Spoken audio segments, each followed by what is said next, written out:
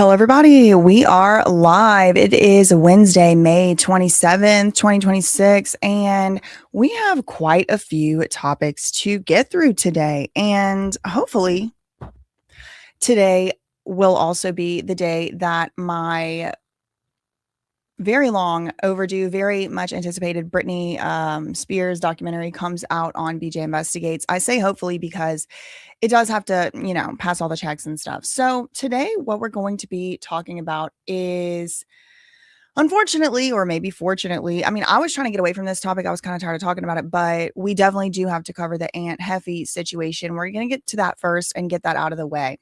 Then because there's some updates. Then we're going to talk about Ray J. Yes, we are. Ray J got into a boxing match and calamity ensued. He had a big woo-woo knot on his head. Bunch of stuff went on with that. And we have some Luigi Mangione updates, not only with his docket, aka court case in the New York state case, but also with those agents provocateur, agents of chaos. In my opinion, that's what they are. I don't know. I didn't, nobody called me up from the CIA or any ad agencies and told me that. But we do have some updates, and including some tips that I got from someone who's in the Justice for Luigi Mangione universe. And I got a little update for y'all about the law firm that Alex Spiro works for. This is the Quinn Emanuel law firm. They represent Jay-Z, or they have in the past. They've represented Megan Thee Stallion in the past. And so they actually recently, the law firm, not just to be very clear, not in connection with Megan Thee Stallion or Alex Spiro, it doesn't seem, but the law firm got sanctioned to the tune of about $3 million. So I wanted to let y'all know about that.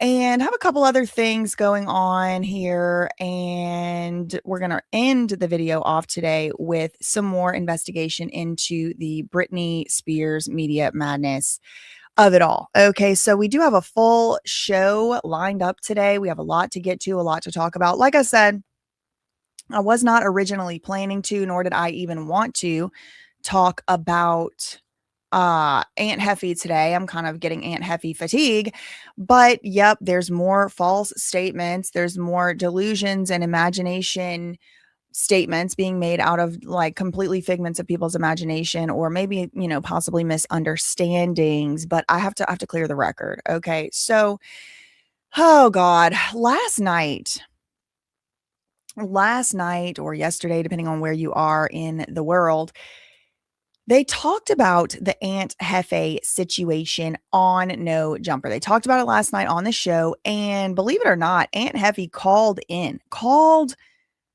during the show. He didn't call into the show. Like, sometimes people will call in from jail or whatever, and they'll like hold the phone up to the speaker, to the microphone rather. That's not what happened. But this one right here, Spotty Face, I still literally, oh my God, it gives me like such a cringe every time I say that stupid name.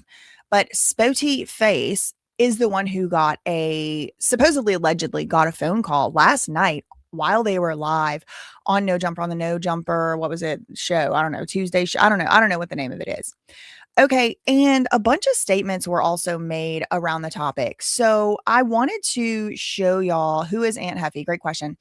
Aunt Heffy is the guy who said that I didn't understand the culture because some little girls be fast and grown and thrust theyself into the lifestyle. And he was referring to a 14-year-old, or at least discussing at the time, the topic of discussion was a 14-year-old who became like basically famous at 13 or 14 years old, had millions of views, and was being exploited sexually by grown-ups, by adults on the streets. And of course she was and she, I mean, she's still around. She's maybe 16 now. Gonna be 17 at the end of this year, I think. But at the time that we first came across this young person, this young girl, she had run away from home. She had spent time in the foster system. She had been reported missing to the National Center for Missing and Exploited Children several times, apparently. And she was just, in a bad way, in a bad lifestyle. She started out with basically no tattoos, maybe one tattoo. And then over the years, she's just been covered in what appear to be gang affiliated or, primp if you know what I mean, affiliated tattoos. And it's just a sad situation to watch. She's just a little girl. And so I made a commentary video about her because all these other people talking about her in nasty and deplorable and despicable ways. And I pointed out that the way that, like, okay, if you're a little girl or a little boy or a little any grown up even, it wasn't this particular cast and crew here, but I mean, this is the same show, this is the same platform. I'm like, look, where are you going to go? Like, let's say that you are, shout out to my cousin, my brother, Tufstino. If you're a little girl and or anybody, a victim, let's just say, which Nova, this little girl, definitely is because she's a child, and you want to get out of it, you want to ask somebody for help. Who are you really going to go to? Your mom? No, because the mom's doing the same activities and she's having competitions with the little girl. Your dad? No, he's not in the picture. Another responsible adult around you? Well, who does Nova really have to pick from? And I kind of brought up this podcast, this show. I'm like, who are you going to go to? Adam 2216 Grand Mason? No. Why? Because he's putting a microphone in this little girl's face, asking her if she's going to snitch on somebody who's indicted for a RICO S trafficking. Like, are you going to snitch on the accused S trafficker, the accused child S trafficker? No, you're not going to go to Adam. He obviously isn't sympathetic. You're going to go to his 304 thought wife? No.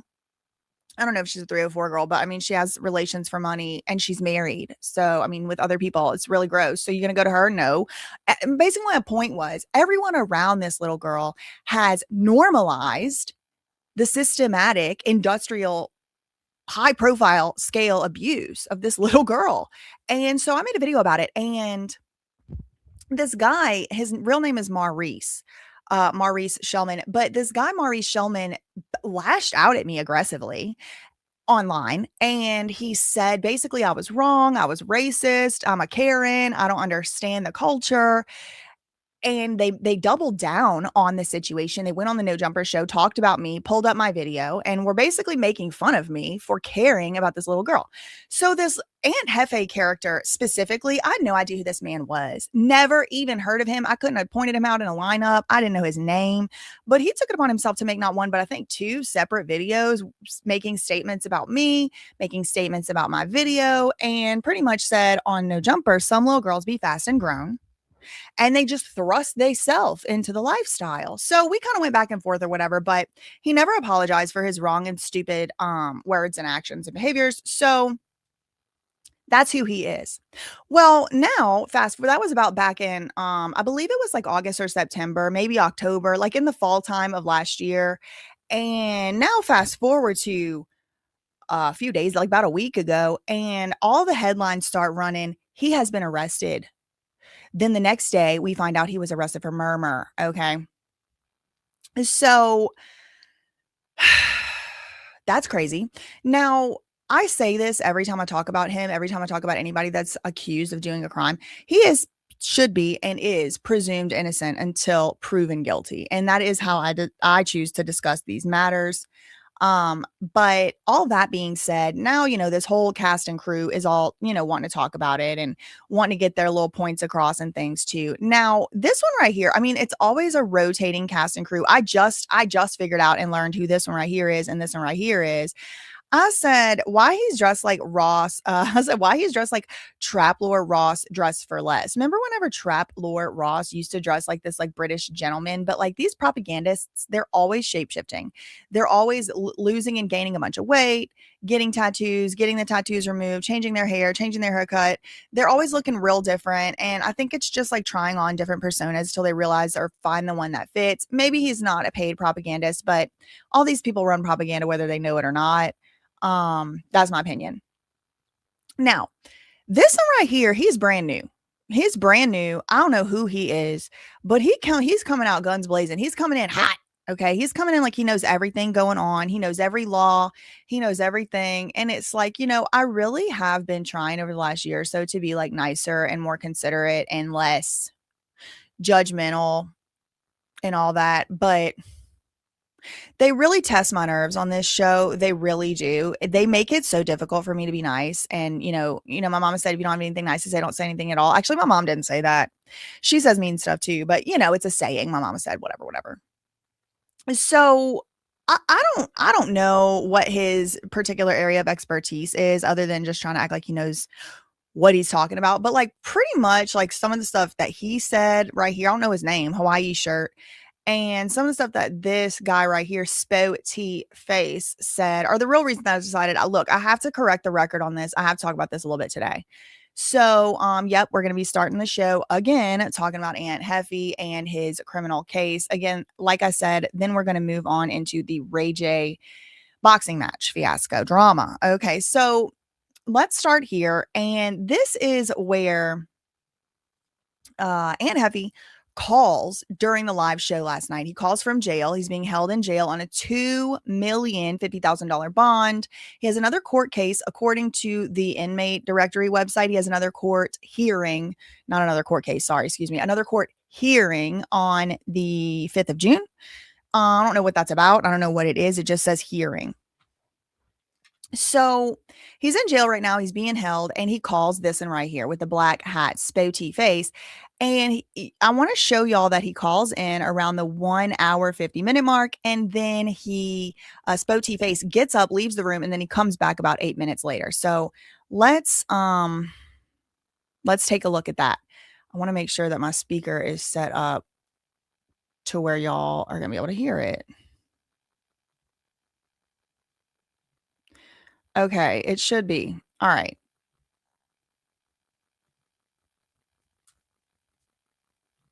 Hopefully it is. Y'all can let me know if you can hear it.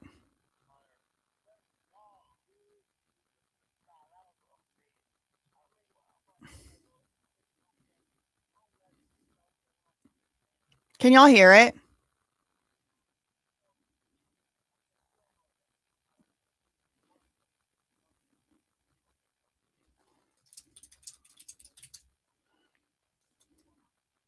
No, you can't hear it. Okay. That's okay. It doesn't matter if you can hear it or not yet because nothing important happened. All right, hold on. Let me take this out.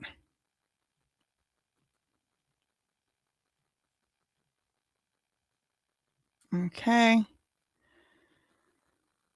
All right, hold on. What about now? We should probably discuss the fact that our boy, Aunt Hefty, also known as the Alter Eagle, is not on the podcast today because he is locked up. Can y'all hear it now? Did y'all hear not on the podcast today because he is locked up? Okay. All right. Facing murder charges. And despite a flurry of fake news over the past week, it would appear that the situation that Ant is being accused of is one in which he and another man allegedly DP'd a fellow 8-tray Crip. That was a child molester. Okay. That was So as you can see here at the 1 hour, 50-minute, 35-second mark, Spotty Face reaches over to Adam and taps him, alerts him to something. I went back 10 seconds, but you'll see it in about 10 seconds. That Ant is being accused of is one in which he and another man allegedly DP'd a fellow 8-tray Crip. That was a child molester. See, he taps, he's got his phone, he leaves. Oh, he's good. Ant on the phone. That was, you didn't see that? Yeah, they said he was a rapist. Did he say his girl? DP'd a fellow 8-tray Crip. That was a child molester. That was a rapist. You have Ant on the phone? Oh, he's good. Interesting. That was, you didn't see that? Yeah, they said he was a rapist. Okay, but I saw people today saying okay. So the whole thing about whether or not the guy that the victim who was allegedly unalived was an artist or not actually does absolutely nothing to minimize the crime itself. Also, I really don't want to get into saying that putting that on that man's name, because that other Carl Welch they found, it doesn't look anything like the supposed Carl Welch that is supposedly the victim here. The name is not spelled the same either. So they're kind of reaching. I mean, Carl is a very, very common name, and Welch and Welsh are not the same last name. But that being said, let's go with this silly little theory that these clowns are trying to go with. Oh, like let's basically what they're trying to invite us to do is to not feel so bad or not hold a murderer, if Aunt Hefty did do that, as much accountable, because maybe he was getting rid of a type of person that hurts and harms children. No, I'm not going to be so easily convinced that Aunt Hefe is the hero to the children. Why? Because as I already just explained to y'all earlier, Aunt Hefe has done absolutely nothing publicly to protect children. Actually, what he has done instead is attack people who are trying to protect children. Instead of ever saying, I'm not with that. I think that's horrible. Y'all don't need to be messing with little girls. Y'all don't need to be messing with little boys. Y'all need to leave kids out. He could have said any of those things publicly. He never did. What he said was, I don't understand the culture. And some little girls be fast and grown and thrust themselves into the lifestyle. So you want me to believe now all of a sudden he's literally murdering people who do that to children? Okay, miss me with it. Give me something that makes a little more damn sense in the record. All right, because this makes none. This makes absolutely no sense. He has been making excuses for you know what to children. He ain't out here being the freaking child avenger. He ain't avenging children. Okay, so that's all fine and good and cute that they want to sit around here and patty cake like somehow, some way. Aunt Heffy is like, even if I don't know if he did this or not. All right. The man moves so slow. I don't know how he could blunt force anything. I mean, blunt, yeah, maybe. Force trauma, I'm not really even so sure. Okay. Like maybe he could have pulled a trigger, but you're expecting me to believe that Aunt Heffy was out here with enough cardiovascular support to beat somebody to death. We'll have to see. You know what I mean? So I'm not. My brother in the chat, he said facts. So I'm not even exactly necessarily sure, okay, that Aunt Heffy could have even done what he stands accused of doing. But let's say he did. Let's say he did. You trying to make me now think, now we're going with the theory that it don't matter and it's okay to literally unalive somebody because of their prior charges? Well, that means everybody up here on this stage might have their number pulled next. We have a criminal justice system for a reason, and the death penalty is very, very hard to get for a reason.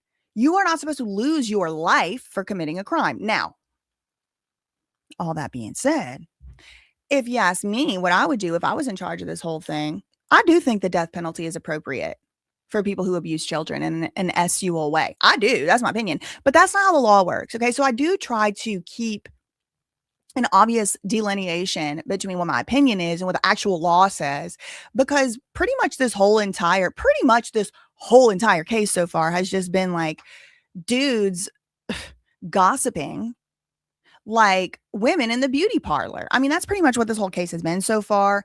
And a big reason for that is because there's not a lot of public information available. I am trying to remedy that. This morning, just to let y'all know, I want to give y'all an update. I did request some public records. I requested and this probably won't get granted. This will probably get denied because it's an open case. It's an open case, but I just want to let y'all know. I went ahead and tried. I had to try because all this gossiping by these men is just, honestly, it's just a little bit too much. And I'm not talking about everybody. There actually have been a couple people, Munchie B being one, my brother Tufstino being another. Look, me and Munchie B have disagreed on things. All right. I disagree with him even in this very moment on this situation here about trying to act like this guy. First of all, we don't know if that guy, the victim, the alleged victim of the murder, ever did anything to a child, ever was convicted of anything. The names are spelled wrong. The dudes look different to me. But Munchie B has at least been like, y'all are putting all this stuff on him, on Aunt Heffy, that like, why? You're just making stuff up kind of thing. So because it's been so much gossip and so much speculation, I went ahead this morning and I did make some public records requests. I want to let y'all know that I did request from the LAPD all arrest reports related to the incident reports, arrest warrants, search warrants, officer affidavits, notes, and booking records related to the arrest of Maurice K. Shellman, date of birth, arrested on or about May 19th. I provided the booking number and the criminal case number. And I requested that this morning from the LAPD. I also reached out to the court to try to ascertain the information, try to ascertain the contact information or the name of the court reporter from the two what are they called? Hearings that have already happened on May 21st and May 22nd. So I am in the process of requesting the transcripts. I'm going to try to get the minute orders as well.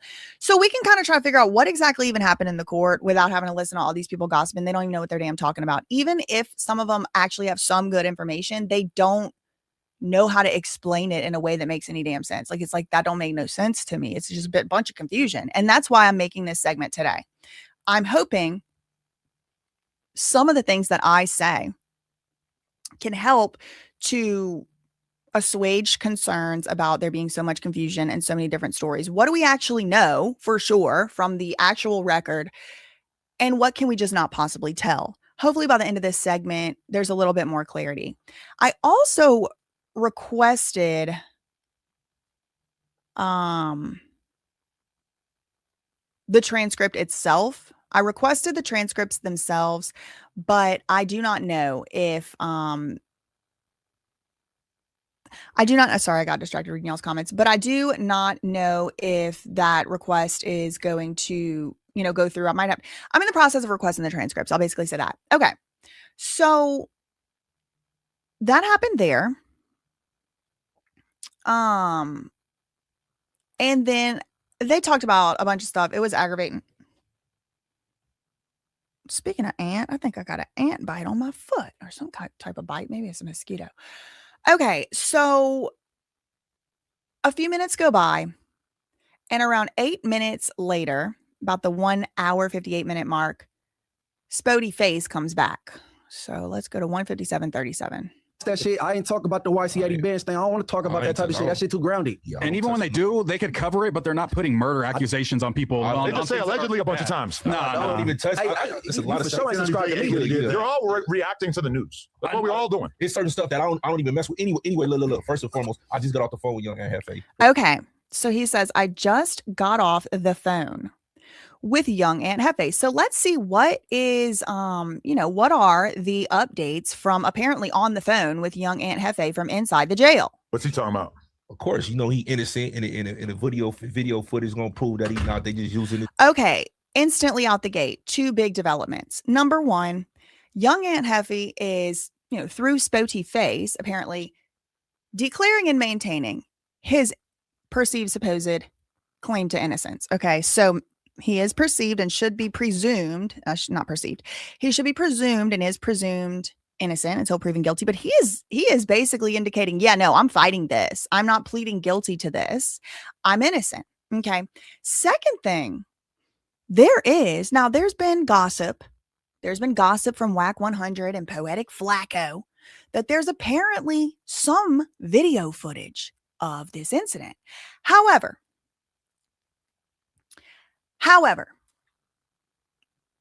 Poetic Flacco and WAC 100 are public enemy number 1 and 2 in this case of just saying anything and already been proven wrong.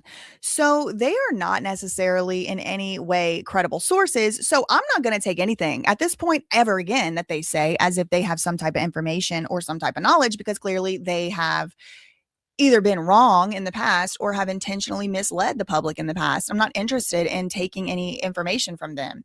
However, it does appear now that this claim that there is video footage of the incident has been somewhat corroborated. Again, this is third-hand information because it's coming from Spody Face claiming to have spoken to Aunt Jefe from inside the jail.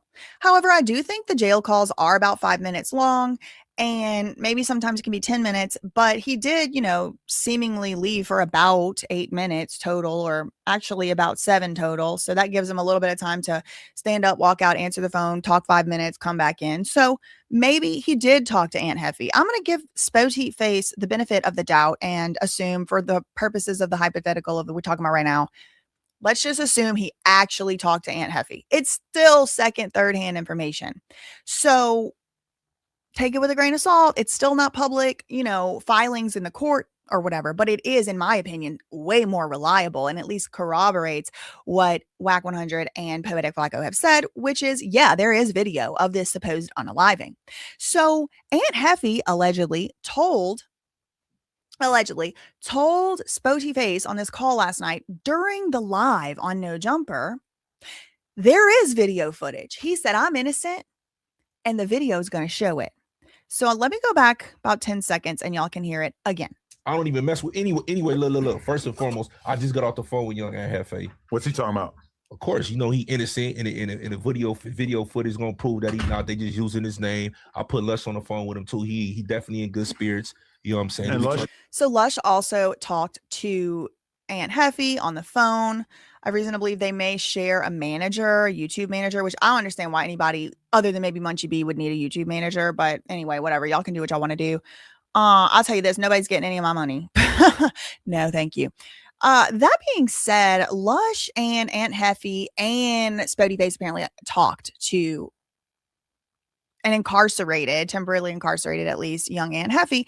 And Aunt Hefe said, I'm innocent and the video footage is going to show it. And he's apparently in good spirits. Apparently they are just using his name. I don't know. Does it mean the LAPD is using his name? Who is they? It's very ambiguous to me. what's he talking about? Of course, you know he innocent, and the video footage gonna prove that he's not. They just using his name. I put Lush on the phone with him too. He definitely in good spirits. You know what I'm saying? And Lush is eating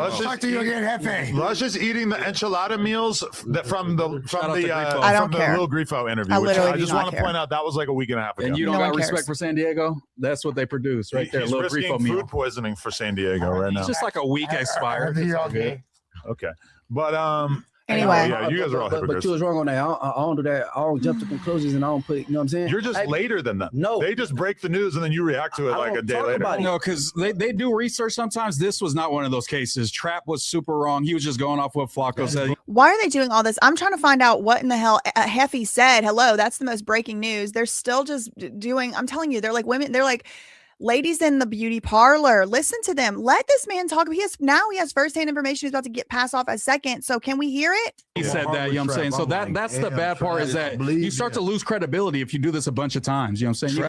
It's so true. I don't lose credibility because I tell y'all exactly where I get my information from and I'll just be making stuff up. Gotta have some type of accuracy. It can't be just completely made up. Yeah, Aunt Hefe got locked up. Let me look up all the murders in LA and let me put one of these on. Actually, like great that happened because now all them other videos they gonna be used as evidence. I think you can't. Okay, so like out the gate, no, they're not. Like you can't just use a random YouTuber's video as evidence. However, you can use a video as evidence if somebody's saying, I have it on a source from the 8 Tray crew. Yeah, expect that the cops could definitely show up to your house, not just them, the feds too. Because you know they've been liking to catch people down there. It's the third RICO I've heard about in 1 year. That doesn't happen down there. So this is not a RICO, by the way. This Aunt Hefe thing is not a RICO, but there was just now that MacArthur Park RICO stuff. So that's interesting. But listen, this guy right here does say something. I mean, take it with a grain of salt. I don't know if it's true or not. But this guy right here says that they have in the past used a graph or a chart from Trap Lore Ross's video in someone's criminal trial. This kind of like off in the weeds, but I did think it was interesting. Use a Trap Lore Ross video as evidence that somebody killed somebody. That's just him reacting. Julio trial. Okay, so the Julio trial, apparently, yes, they did. The feds use his ATK chart in the whole indictment for the whole Julio trial. The feds used Trap Lord Ross video. That was his chart. But also we can't ignore the fact that the videos and the false narratives that was put out by Young Aunt. Okay. This right here, what he's about to say, y'all, I am not sure that this is accurate. All right. Spody Face is about to say, and I'll run it 10 seconds. I know I'm interrupting him, but this is my channel and I'm doing my commentary right now.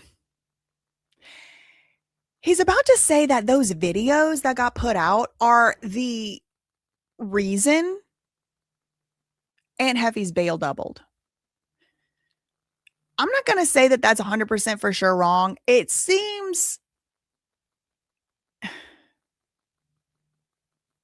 unlikely to me.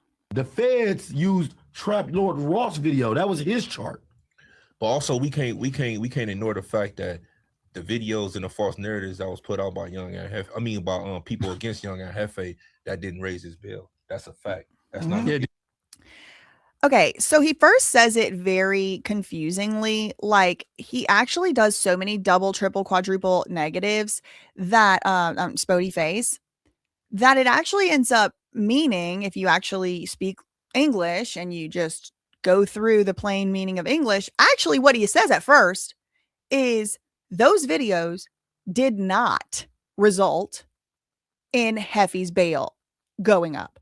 But then he does seem to backtrack or double back around and say it is a fact that they did double his bail. Let me read the transcript here. He says,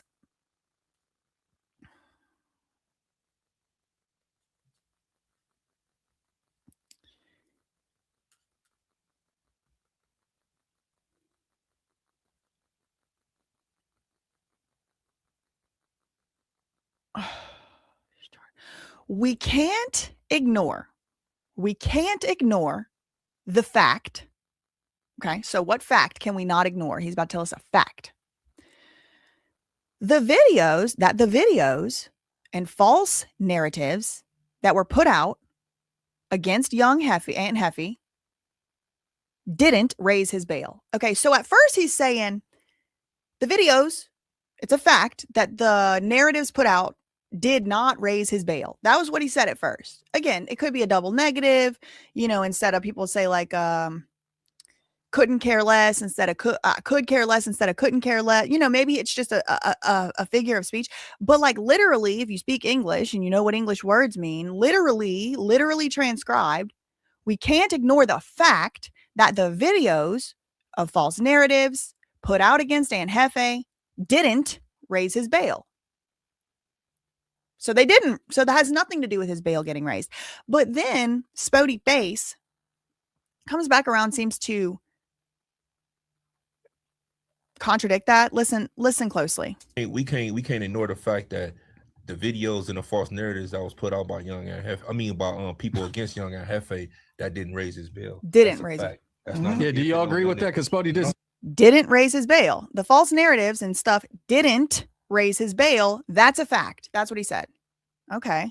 Yeah, I'm not sure. Yeah, I just wanted to know if they agree with that. That definitely did. Like that's the reason why they raised the bill. So now he's saying it definitely did. So he just got off the phone with Aunt Heffy, and he's saying the false narratives put out. So this is also, I know it seems like I'm nitpicking, but like this is what we have to go on at this point.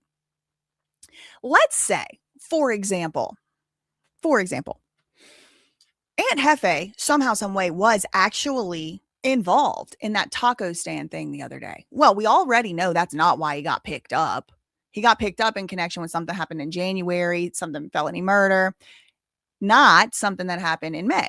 So let's just say Aunt Hefe also was involved in that taco. Let's just hypothetical. Let's just say Aunt Hefe was involved in that. Well, what would that mean? That would mean it wasn't a false narrative that Whack 100 and Poetic Flacco put out. The part that would be false is that that's what he got picked up for. But what if he just didn't get picked up for it, but he was somehow involved in that? Then it would be a true story, or, as alleged, this isn't a hypothetical. Well, then the cops maybe would increase, the DA would maybe increase his bond, because there's all these stories and all this stuff coming out that now he's going to be charged with more stuff. But that wouldn't be a false narrative. That would be y'all are snitching. That's different. Now, Tupstino is saying he meant they did. That means they ratted. Bingo. Okay, so would that be false then, though?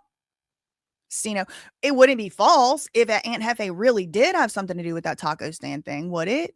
And there was other stuff. Hood Day back in, August last year. There was another situation involving the same group of people that Hefe is involved with. They were trying to put that that body on him too. Some poor lady, she passed away. I think 2 people passed away, and one was somebody's mom, and maybe a grandma too. Like she was like an auntie, like of a lot of people, and she died, and somebody else died, and so they tried to put that on him too. The baby Yui, Big U's son, they tried to put on him. What if any of those were not false? What if any of those supposed trying to put a body on Aunt Hefe was actually true? And now the prosecutors are going to charge him for those. it wouldn't mean that was a false narrative. So it's confusing to me. Maybe the spotty face just doesn't have good articulation. Like he doesn't really like know how to like exactly use the words he actually means. Cause like he's very confusing and ambiguous, or maybe he's masterful. Maybe he's masterful with his words and he on purpose puts things out in a way that is ambiguous and confusing. So the people that know. Either one could be, you know, what's going on here. Stino said, no, it would be very good detective work, not false statements. Sheesh. Right. So I found that to be interesting, but in any event, what he actually says is, or implies, is that the statements, the videos, the things people were making videos about, that is the reason why the bail went up. Do I know the reason the bail went up? Hell no. And that's why I'm trying to now just request transcripts. I'm trying to just request the transcripts, minute orders, and try to see what actually happened at that hearing where the judge did raise the bail. Right. I thought he raised the bill because he's on federal parole. He's got the feds. No, I just want to know, can a YouTube video that puts an accusation out there raise your bail? That's public perception is. I generally don't think so. Like, I generally don't think so, especially when the person who is the defendant has a public defender. He doesn't have enough money to flee. He have enough money to get on a plane and go away if he can't even pay for a lawyer. I mean, maybe he does. But like if you're fleeing the country, you're usually going to have to do it where, you know, you're not going to have to pass through a passport checkpoint. You know what I mean? Like big reason for bail is you're either a danger to yourself or others, the community, or, you know, and it can't be mitigated with other measures. You can't be trusted at all to not flee or to not commit more crimes. Those are the major two reasons why people get, held without any bail, but he's not being held without bail. He's being held on $2,050,000 bail. Now, all of this is me kind of speculating as well, but they're asking questions like, can random YouTube videos be the reason your bail gets raised? I guess. I mean, we do know that prosecutors do like to cite like, oh, this case is getting so much press. This case is getting so much attention. So maybe, but that doesn't seem fair. The only reason your bail gets raised is because people are talking about it and making videos about it. Now, on the other hand, maybe it is because then you're a high profile, have more to lose. I don't know. These are just, you know, these are different considerations that go through my mind. Again, I did request the transcripts, so we'll see how that goes. I'm not saying you're lying. I just want to know. I just want to know their opinion. I believe that's what Spody says. See, to my understanding, right? That is going. Okay, who is this man? Who is this man trying to my understanding, you just making us all more confused. He's coming out and he's about to make all kinds of specific allegations about statutes and this and that, but it's your bail. That's public perception is a thing. I'm not saying you're lying. I just want to know. I just want to know their opinion. I believe that's what Spody says. See, to my understanding, right? That is going to be a gang-related murder. You're going to have a 186.22 of violent crime in association and direction for the benefit of the gang. If they're saying this was a VP gone wrong, they are definitely going to add the gang allegation. The new we don't got Gascon no more. We got this dude chokes on dick and he's tripping. Right, Gascon. He's gone. Chokes on dick is such a stretch. I love it. So I believe that $1 million was either because he's on federal parole. He just got out the feds. So they're going to have to put a hold on you anyway. He got to do a violation anyway.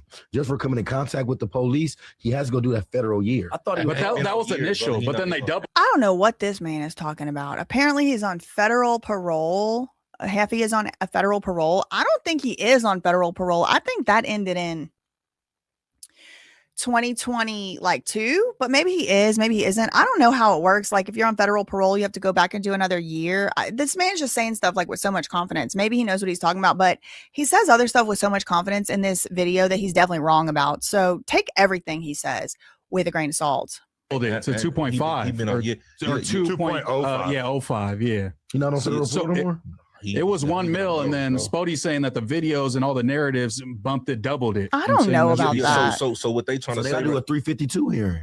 So what they trying to say? Evidential hearing. No, they don't got to do no evidential hearing because what the district attorney did, they asked the judge, "Hey, listen, this was going on here. This is the narrative. This is not no ordinary dude. He's such and such and such. Okay, he's a prominent figure." So this is coming from Spodyface, who claims he just talked to Aunt Jefe. I will tell you, Aunt Jefe was very likely in that hearing. So again, I would take what Spody Face is saying right now with a little bit more confidence than some random gossip that Poetic Flacco has, because he did just say, "Oh, I'm talking to Aunt Heffy from in the jail." But the way that Spody Face is saying it is like, yeah, the prosecutors did get up and say this is a high profile figure. Look at all these videos. They have all these thousands of views, this, that, the other. So we need to keep him in jail. What the district attorney did, they asked the judge, "Hey, listen, this was going on here. This is the narrative. This is not no ordinary dude. He's such and such and such. He's a prominent figure. Da da da da da da. They basically using the same tactics they use everybody else. They try to give you a bail. When they don't want you out, they try to give you a bail that they don't feel like you could obtain. You know what I'm saying? They try to put it out your reach. Not necessarily, because David Anthony Burke is being held also on murder in California, and he has no bail. So if they don't want you out, they often will argue that you don't get bail, none at all. They didn't say no bail for Jefe. They just said $2 million. And it might be because he's been out here bragging about how much money he got. Ever think about that could be the false narrative? Ever think that could be the false narrative itself? Maybe they used Aunt Hefe's own words against him. All these videos where he has stacks of money, talking about he owns a dispensary, he owns a this, that, the other. Maybe it was his own false narrative. He clearly don't have money like that. If he has to be having if he has to be having a public defender. Now, maybe he could change that and hire his own lawyer at any moment. We don't really know. But that could have been the false narrative video that the prosecutor said, look, he got all this money. I don't know where it is, but he's always bragging about how much money he has. He has access to cash. And we think he's going to be able to come up with this $1 million. He's lying about his assets. And because of that, we need to keep him in jail. It could be. I don't know. But since we all just out here speculating, I like to speculate myself, because that makes a whole lot more sense to me. Using his own public words and his own public blabbing about his own public should have been private business, but he made it public. Maybe that came back to bite. Who knows? Makes a lot more sense than a random Trap Lord Ross video. And that's for sure. That's a fact. That's what happened, bro. Once they found out he started hitting in court. They said that. It's a fact, bro. Listen, I don't want to I ain't saying too much. That's not okay. My brother told me that this man's name is J Hood. Frightening. Actually, I like the name J Hood way better than Spody Face. I think Spody Face is the stupidest name of the whole show, and that really, the bar is very, very high for stupidest name. But I think that's the stupidest one. Anyway, because like his face ain't Spody. Like, he don't look like he can do no spots. You know what I mean? Like, he looks like he's sitting on the couch face, or, maybe needs some chapstick face. I don't know. But that being said, he's J Hood asked Spody Face, did that happen in court? Spody Face like, I don't want to say. But you saying everything else. You know what I'm saying? They try to put it out your reach, and that's for sure. That's a fact. That's what happened, bro. Once they found out he started hitting in court. They said that. It's a fact, bro. Listen, I don't want to I ain't saying too much. That's not. I ain't was given permission, but I'm telling you that is a fact. That's what raised his bill. Like, that's a fact. That is a fact. Yeah. Well, what would be okay? So we also now know somebody, possibly Jefe directly, is running a PR campaign, giving permission or not, deciding what to gatekeep from the public or not. He just said he was given permission or wasn't given permission to say certain things. And this is going to start to actually get Jefe in trouble. It's one thing to sit there and say, it's one thing to, no spots. It's one thing to sit there and say, hey, I just got off the phone with him. He didn't authorize me to say any of this stuff, but I'm about to say it. Versus, oh, I only have permission to tell y'all some things. Okay, so the prosecutor is about to raise that bail to $3 million because he's trying now to get messages out to the public through people, through this, through that, manipulate a potential jury pool. This is stuff that I would tell him not to even be doing. Why is he talking to anybody on this podcast? Nobody on this podcast gives a flying rat's ass if he's locked up for the rest of his life or gets the death penalty. They do not care. They will be making actually, they do care because if it happens, they're going to be making videos about it. So I don't know why on earth young Aunt Hefe's manager, wife, girlfriend, baby mom, anybody would advise him to be talking to anybody on the No Jumper podcast, because literally not even a moment went by before this one comes back and starts blabbing. Anything else? So what would be anything other than, like, you brought an interesting point about his prior, like, federal oh, you know what? I could check his federal case right now. And we could see if anything recent has been filed, like any notifications or anything. That is public. Let me look for that. Put one in the chat for you want me to look for that. I'm doing it anyway, but I'm just trying to, give y'all something to do while you do it. Okay. Here is the Pacer. This is the federal case. I have found it before. Let's see. Shellman. This is where he goes by Keon Gray instead of Keon Dre. Okay. The most recent one, okay, California Central District Court. It's from the 2013 one, but Arizona? All right, okay, this one. USA versus Carmen. Okay, look. Maurice Keon Gray Shellman. Let's go to the end. No. Most recent thing was in 2024. I'm just looking up his federal cases to see USA versus Shellman. It's the California. So that one was the Washington one. Did he get it transferred here to California? Let me see.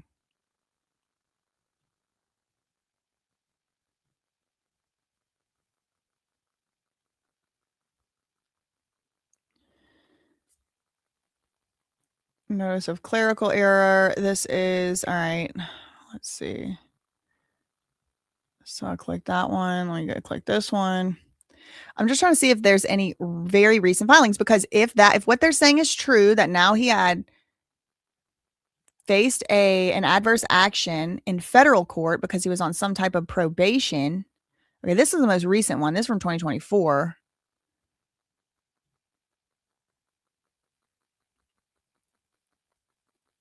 And this is, okay, yes, this is the supervised release. Order transferring jurisdiction, received docket sheet. All right, let me see. I'll have to buy this document real quick. All right, let's go here.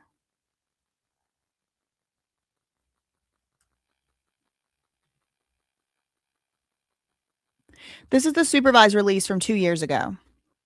So February 2024. Uh-oh.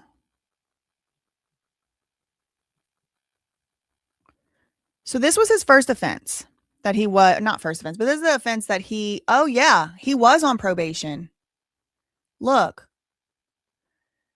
Dates of probation or supervised release was supposed to be from Valentine's Day 2023 to the day before Valentine's Day 2028. Well, as y'all know, it's 2026 right now. So he was supposed to be on probation for 2 more years. This is actual court docs.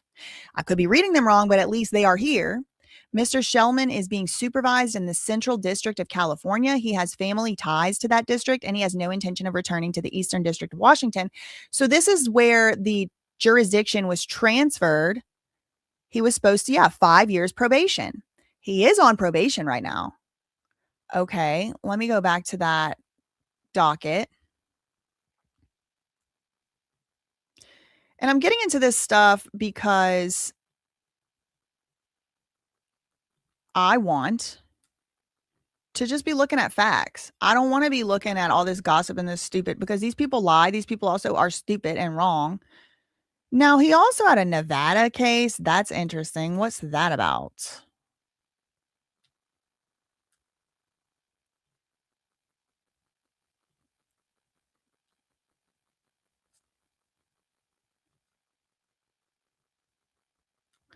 Okay, so it looks like from the public records that I just pulled up right now, he is still on federal probation. He has been on federal probation since 2023, and he had another 2 years on federal probation or so. So maybe they will be adding some consequences to him in the federal level. However, it has not been updated yet. There have been no updates yet officially on the court record. All right. What would be anything else? So what would be anything other than, like, you brought an interesting point about his prior, like, federal. I know you go to jail and you on federal parole. They putting that hold on you. He's not on parole though. I don't think. Okay, that could be true. I don't know if it's true, but it seems reasonable. You wouldn't even have a bail. They would be just no bail, bro. It'd be no bail. They're not gonna do you because once you will bail out, you could bail out and then the Fed's gonna come get you, pick you up. So they wouldn't even give him a bail. If All he right. had something still with the Feds, LA County, you wouldn't even have a bail. I don't think you do. Do you guys feel that makes me wonder about David? A little weirded out by the fact that Aunt Hefe allegedly killed this guy in a parking lot. Okay, we're almost done with the Aunt Hefe video section here, but there is something I do want. One more thing I want to point I want to make in the next 1 minute or so of this. And then came and did the podcast like a day later. And I'm not gonna lie, I do know some YouTube sleuths who've been digging through the podcast that afterwards. I'm not gonna be the one breaking down any of those theories, but I do feel like the YouTube detectives have a little bit of work to do. Hey, Adam. All right, like I said before. Okay, this point. Okay, so Munchie B interrupts Adam and he's like, hey, Adam, like I said before, he innocent. It's like, okay, yeah. I mean, everyone agrees he is presumed innocent until proven guilty. Like, I don't know why you need to interrupt with that. But then listen what Munchie says after that. Afterwards. I'm not going to be the one breaking down any of those theories, but I do feel like the YouTube detectives have a little bit of work to do. Hey, Adam. All right, like I said before, innocent, man. You guys are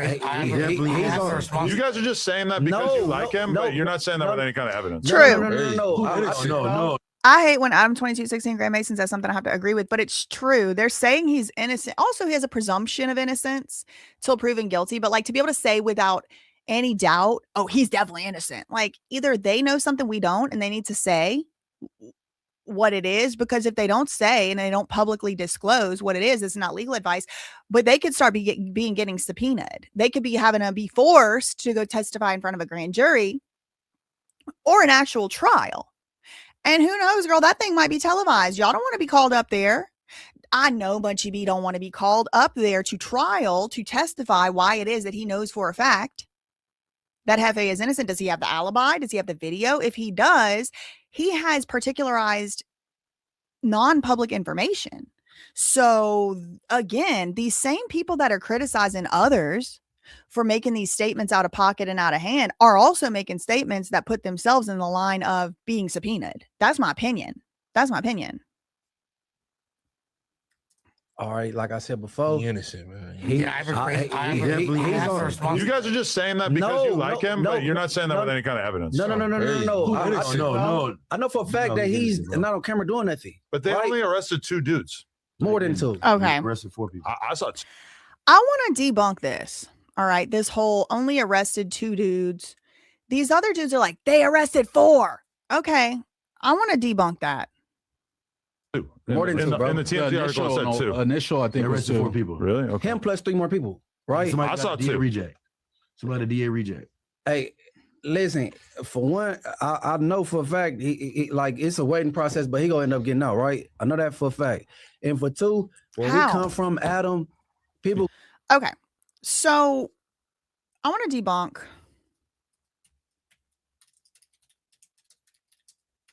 that there were 4 people arrested. To the extent I can. Perhaps there were 4 people put in handcuffs, but there are not 4 people being charged with this alleged crime. There's only 2, and I'll show you what makes me believe that. As we know,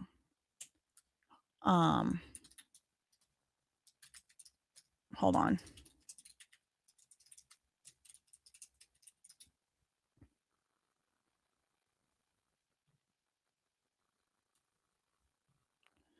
This isn't the one. Hold on. Sorry. As we know, Aunt Hefe's criminal case number is this. 26 CJCF 03099-2 -02. All right. When you type the case number in, it comes up. His case. His case comes up. People at the state of California versus Maurice Shellman. Now, let's go back. Same case number. This time I'm going to backspace and put 01. Okay. 01. Search. His co-defendant shows up. People of the state of California versus Johnny Gray. Both of them were arrested on the 19th. And both of them were arraigned or at least went to some type of court hearing on the 21st. All right. Both of them were named in the TMZ article. Both of them are, known by name. So what do we know from that? We know that the state of California, the DA, is using the same case number to prosecute the same crime, which is felony murder. All right. So let's go back. So by that logic, 01 comes up with Johnny Lee Gray. 02 comes up with Aunt Jefe. If there were 2 more people arrested and being tried with this, they would be number 3 and number 4. That's what I'm thinking. Why would they make a new case number for number 3 and number 4? I don't think they would. They would do 01, 02, 03, 04. When you search for the same case number, -03, it's loading and loading. No match. No match. So maybe someone was arrested, maybe someone was not, but certainly they haven't been charged, at least by the numbering system. And look, I did number 4 too. No match. Okay. Again, one more time, backspace, I put number 1, search, boom, Johnny Gray. Backspace, I put number 2, search, young Aunt Jefe. Okay. And they both have one charge in common, which is the 187A, which has been reported as felony murder. This is something else that I wanted to kind of talk about and a little bit debunk, but I'm going to get to that after this Munchie Beat part. Put in work and go to school and turn in their homework the next day. I mean, Rick Baby said, "Do you know what it's like to catch a body and then have to go play basketball the next day?" Go to basketball practice. It happens. Where's the like, but I'm not saying that's the case with Ant. I'm saying, but here, I mean, it's not out the heaven to celebrate. Niggas ain't. I'm a good boss. He didn't do nothing. Not supposedly were his colleagues that he had a cordial relationship that were willing to attempting to. Talking to Flacco, Ross. Hold on. This part. From the Tuesday show. Yeah, so this is a clip from the Tuesday show. It's called "Fans Dig Up Old Clip of No Jumper Host Young Aunt Jefe Checking on His Knuckles on Live Days After the Alleged DP Gone Wrong That Left a Man Dead." And I mean, Spody Face, with all due respect, what the court? Like, Adam reacted to this clip on a stream, so therefore it's probably true. All right, so to be fair, I get you gonna do whatever you're gonna do, or whatever to react to. But I just want to know how this could impact. Can I answer? I feel like this is propaganda. This is propaganda. It's total propaganda.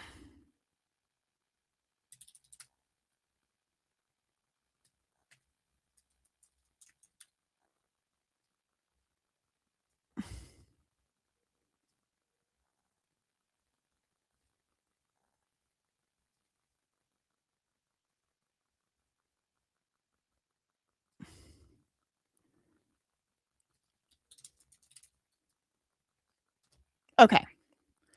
It's at the 2:02 mark, 51 seconds. You guys are just saying that because you like him, but you're not saying that with any kind of evidence. No. Listen to Munchie. No. I know for a fact that he's not on camera doing nothing. But okay. That part right there. How does Munchie B, who is blind, know for a fact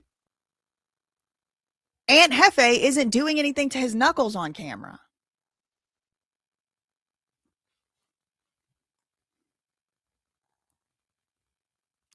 It makes everything else that Munchie B says for a fact called into question. This man couldn't even see, bless his heart, a water bottle sitting in front of him. He said, "Hey, yo, can y'all somebody give me some water?" He can't even see a water bottle. So how the hell could he know for a fact Aunt Jefe ain't doing nothing to his knuckle on camera? Please. Now, they said some other crazy stuff on this live. And I want to really, before we move on to the next topic, I want to talk about the felony murder charge and the felony murder rule, especially in context of the new statutory regime that has been implemented in California. So why are people saying Aunt Jefe is being charged with felony murder? Well, first and foremost, that is what TMZ reported that they heard from the LAPD source. So they had an LAPD source from the LAPD. I don't know if it was an actual cop, somebody on the records department. I really don't know. But, TMZ, they have their sources. They have their ways of getting information. So they claim there was an LAPD source that told them specifically, explicitly, Aunt Jefe was arrested for felony murder. When we look at Aunt Jefe's actual sheet here, it just says Penal Code 187A. And just so y'all are aware, California Penal Code 187A is not like a special specific carve out of felony murder. It actually is just murder. And I think that's where Poetic Flacco and them may be basing their recent coming out opinion of it's not felony murder. It's actually murder he's charged with. Well, for the purposes of the court statute, Penal Code 187A is just murder at all. That's just the statute. That's just the code for murder. So actually, really, technically, according to the real court document, we're not talking about TMZ source. We're not talking about Flacco. We're not talking about any specific, allegation. Just looking at this right here alone, it is ambiguous. It is ambiguous. The reason people think it's felony murder is because TMZ claims to have talked to the cops, and also this says F, murder. However, if somebody was just charged with regular old murder, with malice aforethought, it also would be charged under this 187A. Now, there is a specific statute for felony murder, which is 189, but that's just like the theory of the case. It's still murder as a charge. Okay. So that being said, the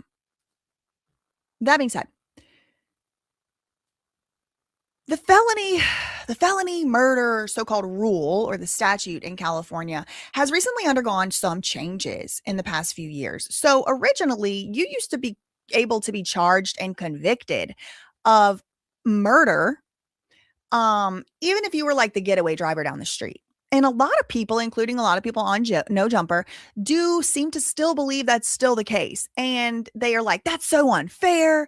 You can't be charged with murder. You can't be convicted of murder. If you were just the getaway driver, that's so unfair. You need to watch the John Oliver special. All of that is now out the window. The California state legislature has come out and made two separate bills. I think one was a House bill, one was a Senate bill, or they might have both been Senate bills, but basically to correct that issue.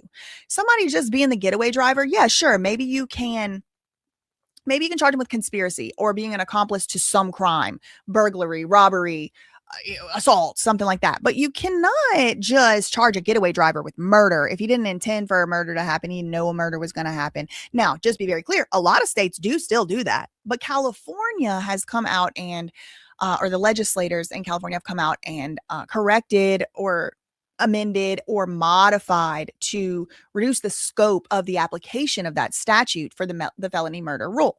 So felony murder, we need to talk about, and y'all need to take notes. Y'all need to know your rights. This is not legal advice, okay? Pretend we're in like a little study class or something. It's not legal advice. You need legal advice, especially about murder, call a lawyer, not me. There's a difference between, you might have heard before, manslaughter, homicide, and murder. Homicide just means a death occurred, but you didn't, the person who caused the death didn't mean to. You get this with vehicular homicide, vehicular manslaughter, where, maybe somebody was drunk, maybe somebody was looking at their cell phone while they were driving. They hit a pedestrian, God forbid, and the pedestrian doesn't make it. That is unintentional. Probably. Well, for the purpose of the hypothetical, let's just go with it's unintentional. You're looking at your phone, you hit somebody, you didn't know, whatever, and they die. Well, that is not the same thing as premeditating, stalking, lying in wait. There's degrees, there's levels to this. So really, the main difference between murder and homicide, or murder and manslaughter, is, yes, the person could have still caused the death. the victim lost their life, but it's called mens rea, MENSREA, which roughly translates to mental state required. The required mental state. Required for what? Well, to reach the elements of the statute. So in a case of, let's just say, regular, typical, premeditated, pre-planned, intentional unaliving of another person, the mens rea is an intent to do the action that you knew was going to kill the person. It's not even in regular murder. It's not even an intent to kill the person. It's an intent to do the action which resulted in the killing. We hear these cases about, excuse me.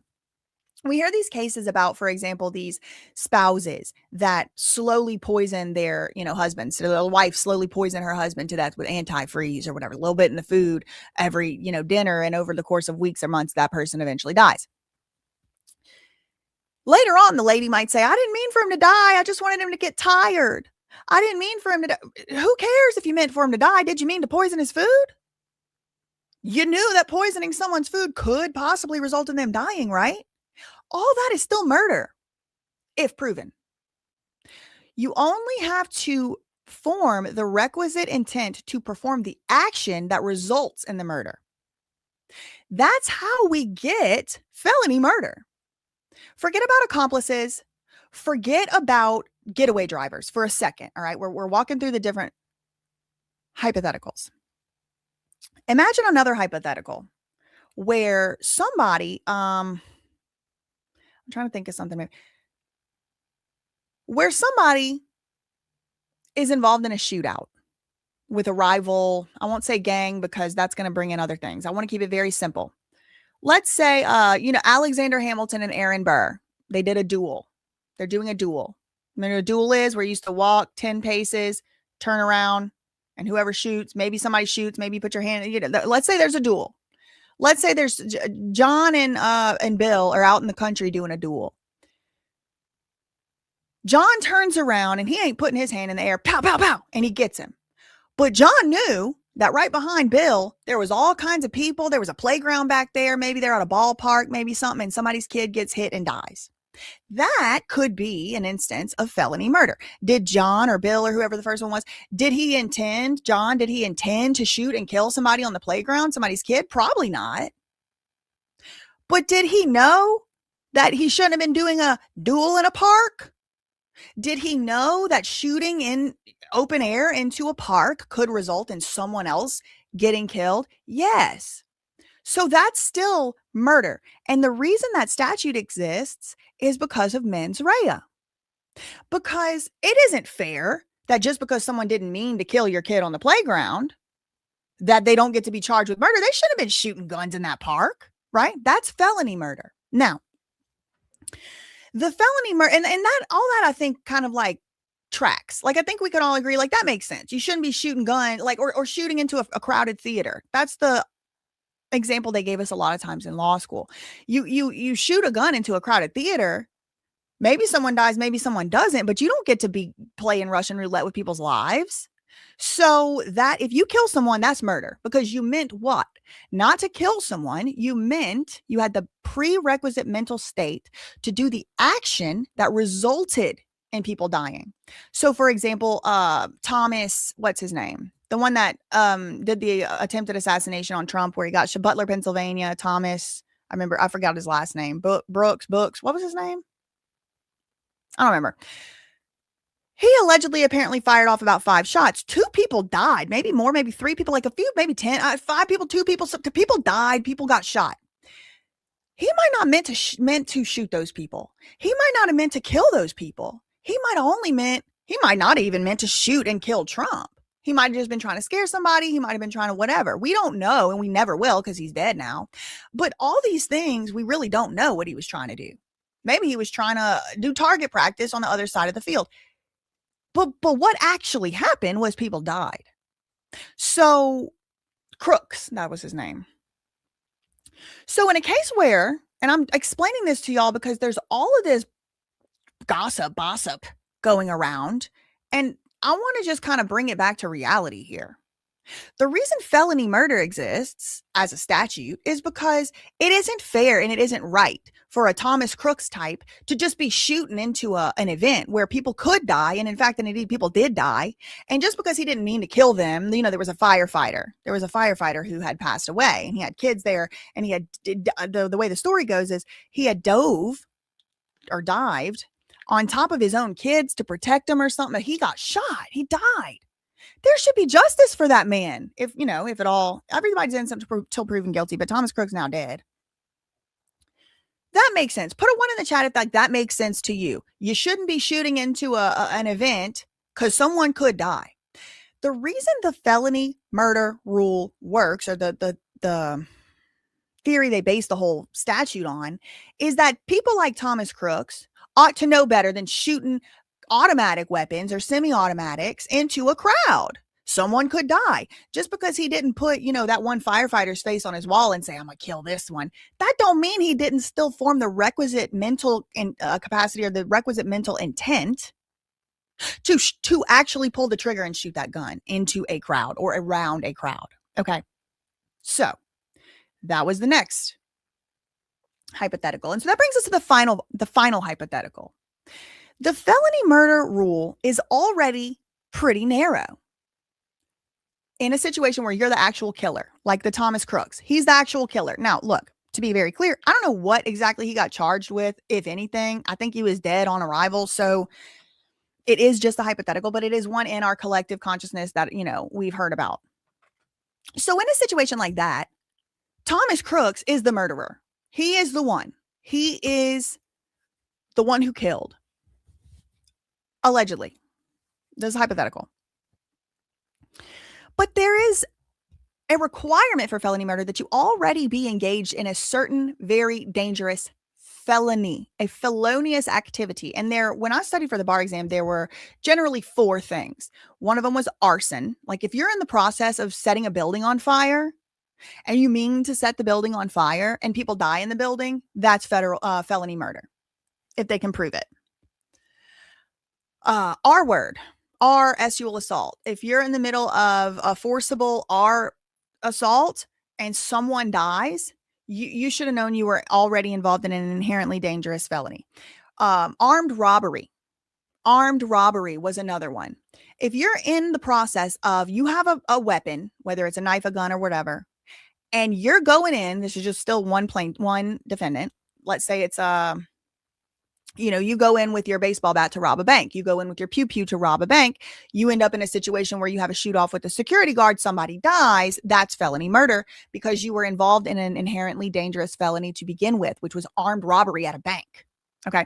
So different states have kind of picked out different things that could even establish the requisite underlying felony for felony murder. But the whole point is you have to be involved in another felony activity in order to be charged as a felon under the felony murder statute. Okay. And it's like, arson, you're setting a building on it, armed robbery, different things like this. Okay. I don't know if reckless driving is one or not. It could be, it was 4 of them. I can't remember all 4 right now. I studied for the bar 6 years ago. Who knows? Or maybe 6. So the point is, that's felony murder. In general, that's not legal advice. Now, felony murder also began to become a little bit expanded, where it wouldn't only just apply to the person who pulled the proverbial trigger. It started to also be applied to cases in California and elsewhere where really conspiracy to commit a crime should have been the only charge, but they're like, oh, and felony murder. For example, let's say not a gang, because once you do gang, then that involves other actual statutes, and I don't want to complicate things at this point. I just want to kind of go through step by step. So let's just say it's a group of cousins. Let's say 3-4 cousins. They want to go do some mischief. They want to set Farmer Cooter Brown's, barn on fire in the country. Okay, it's 5 cousins, and they drive out there and want to set his barn on fire. They're mad at him. They want his property. I don't know. You make up a story in your mind. They show up. They set the barn on fire. Come to find out, Cooter Brown, Farmer Brown, is having his daughter's having a sleepover. The farmer's daughter's in there. All her friends are in there, and they all die. Well, the felony murder statute started to be applied to cases like that, where it's like, well, the guy who bought the matches, the guy who lit the barn on fire, both of them were the murderers. Because the guy who bought the matches, he did it on purpose, or brought the matches. He brought the matches with the intention of setting that thing on fire. So he should be held guilty of murder too, right? All of this kind of makes sense so far. But then it started to expand to like, oh, and the guy that they left back at the house that just talked about it with them, he's a murderer too. And it's like, whoa. Something feels a little different about that. He wasn't there. He didn't provide the matches. Maybe he told them not to go. Maybe he didn't know they were going to set the barn on fire.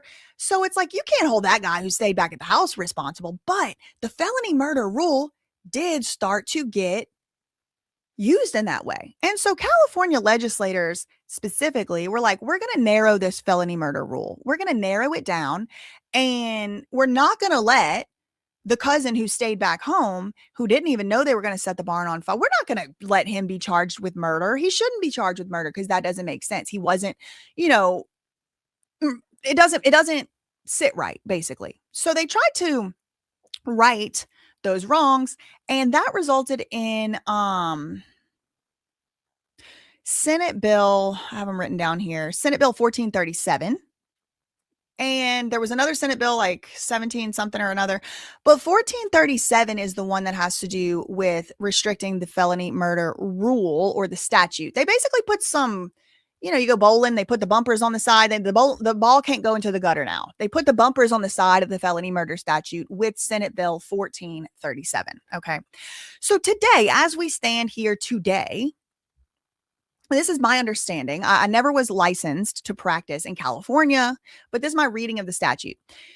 Today, as we stand here today, there are only three categories of defendants who can be convicted of felony murder in California. Only three. All right. And I don't think, from what we've heard in the public, the first two could possibly apply to Aunt Jeffe if what we heard in the public was true. But I'm going to invite you for the rest of this analysis to clean and wipe your brain slate clear and clean. All right. Just wipe it clear, wipe it clean. There's been a lot of gossip. A lot of it's been wrong. A lot of it's been maybe well-intended, but still wrong. So wipe your brain clear and clean. And let's just have an open mind about this.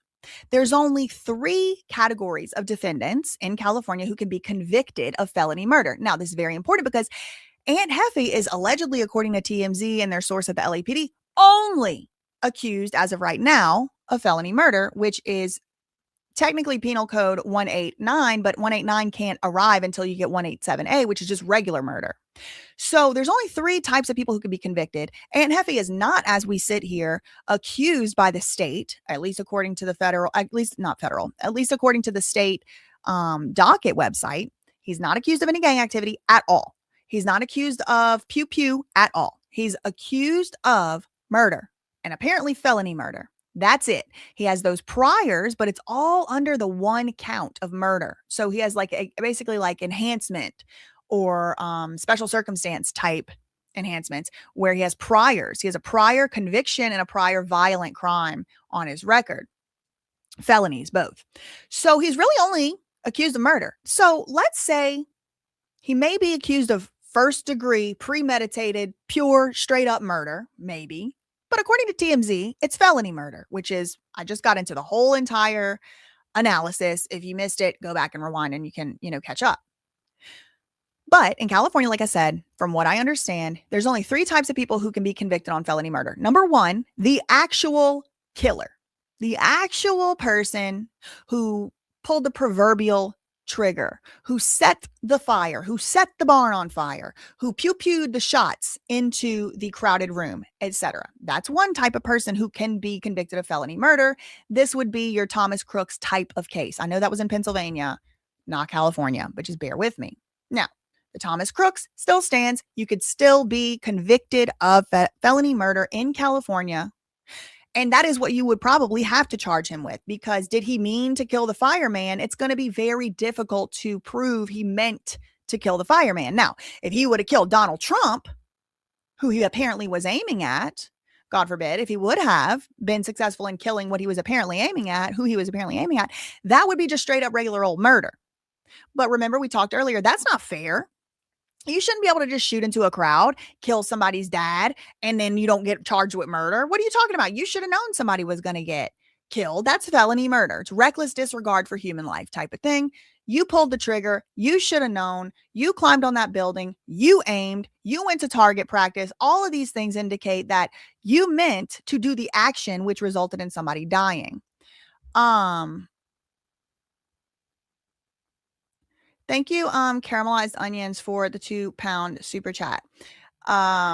Anyway, so I'm back to what I was saying. So the second category of person who can be convicted of felony murder is an aider and abettor who intended to kill. Okay, so this loops back in that mens rea that's required for actual full murder, like murder prerequisite. Okay, so an aider or abettor who actually meant to kill somebody. That puts the prosecutors in a difficult position of having to prove someone's mental state. They could just say, no, I didn't mean to kill nobody. I just meant to set a barn on fire.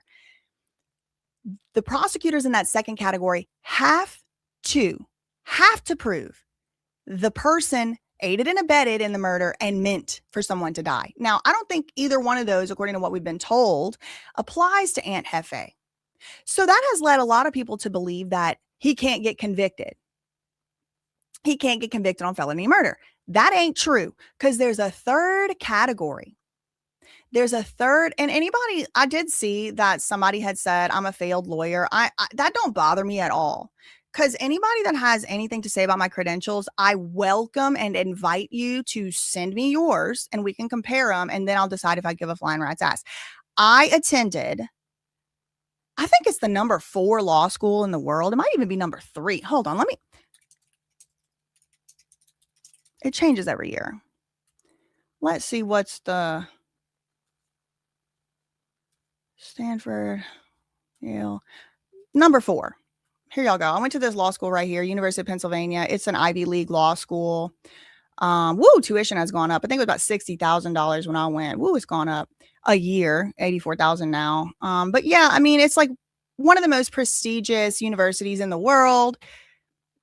My dad overdosed on meth my first year, and I still wasn't in the bottom of my class, which would have been totally reasonable. I have learning disabilities and I grew up in a trailer on a bayou and I still did that. Okay. My classmates absolutely loved me. I got hired at an extremely prestigious white shoe firm in Manhattan, extremely selective law firm. I worked there. I worked on billion-dollar deals in my first months. I passed the bar exam on my first try, the New York bar exam in a pandemic. And so, or it might have been New Jersey, but they were doing like this back and forth. Like it was the same bar exam basically that year. So I left my job because I was more devoted to the truth than money. By literally every possible rubric, I am a success story. And I just don't care. Like that whole failed lawyer and that idiot had to pay me $2 to get the comment through. So thank you. Actually more than $2. £2 are actually worth more than $2 right now, I think. So I see some of y'all getting all worked up. And I understand it is like kind of rude for people to come through here and say I'm a failed lawyer, but like I'm not. It's like also a false statement. So this isn't legal advice, but yeah, I just don't actually care. It's kind of like somebody that's real ugly trying to tell you you're ugly. It's like, bitch, I got a mirror. Like that's one of the things I will say. I would go back and get that law degree over and over and over and over and over and over and over again. Because why? Because it makes me know my rights. It makes me able to share our rights with we the people. It makes me able to explain when there's really confusing cases like this. And thank you, God, for allowing me the opportunity to be in the position where I am. I get to come on here every day and explain the law to people. And that was my hope and dream as a little girl. I'm living my dream to share the law and my understanding of it and the interpretations of it with my people. Not rich people, not rich brats like that Luigi Mangione weirdo. Not not people who went to Ivy League universities, not people whose parents even maybe graduated high school, because both of my parents did not. Only my mom did. And so thank you, God. Thank you, Lord. Thank you, me and all my past lives, for setting me up to be in a position where I get to do righteous work for the people. I hadn't been evicted. I hadn't been imprisoned. And I get to tell the truth. Amen. Put a 2 in the like for amen. Anyway, thanks for the £2 too, stupid ass. Okay, so a lot of people have been saying, well, because Aunt Jefe isn't going to be able to be proven to have on purpose killed somebody, and he maybe was just a getaway driver or something, then he's not going to be able to be convicted for felony murder. But that's not really true, because there's a third category of defendants that can be convicted for felony murder. And this is the one that I think it is most likely that's Jefe falls into based on the public record. If someone is a, quote, major participant in the underlying felony, okay, that's the first requirement, and acted with, quote, reckless disregard for human life or reckless indifference for human life.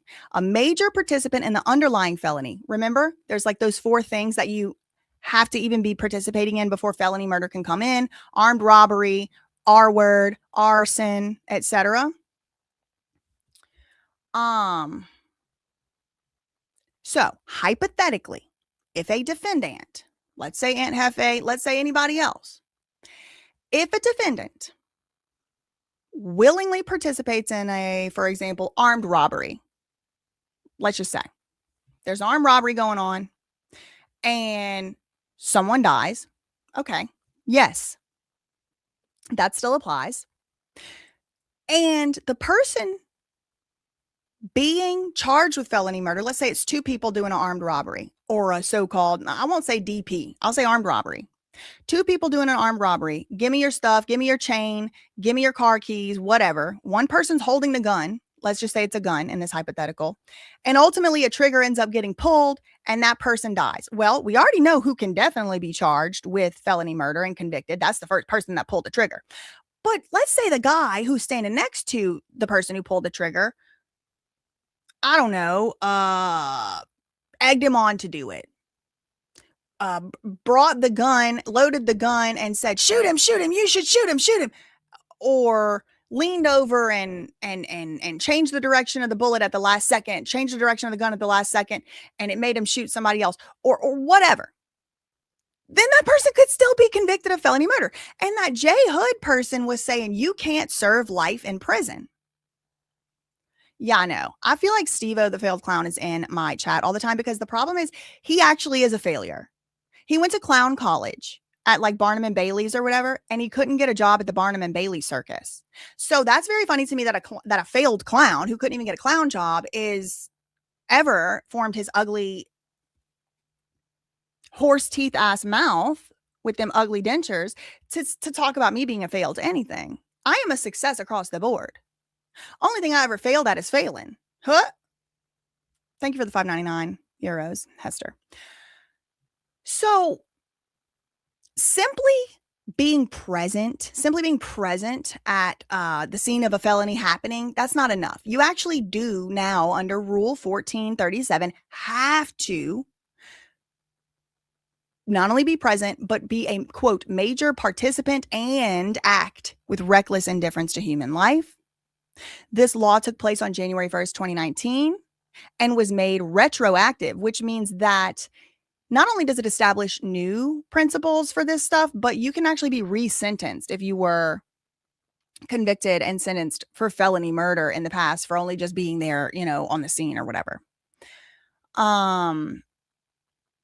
Life without parole can absolutely apply to felony murder, even if you're not the one who pulled the proverbial trigger.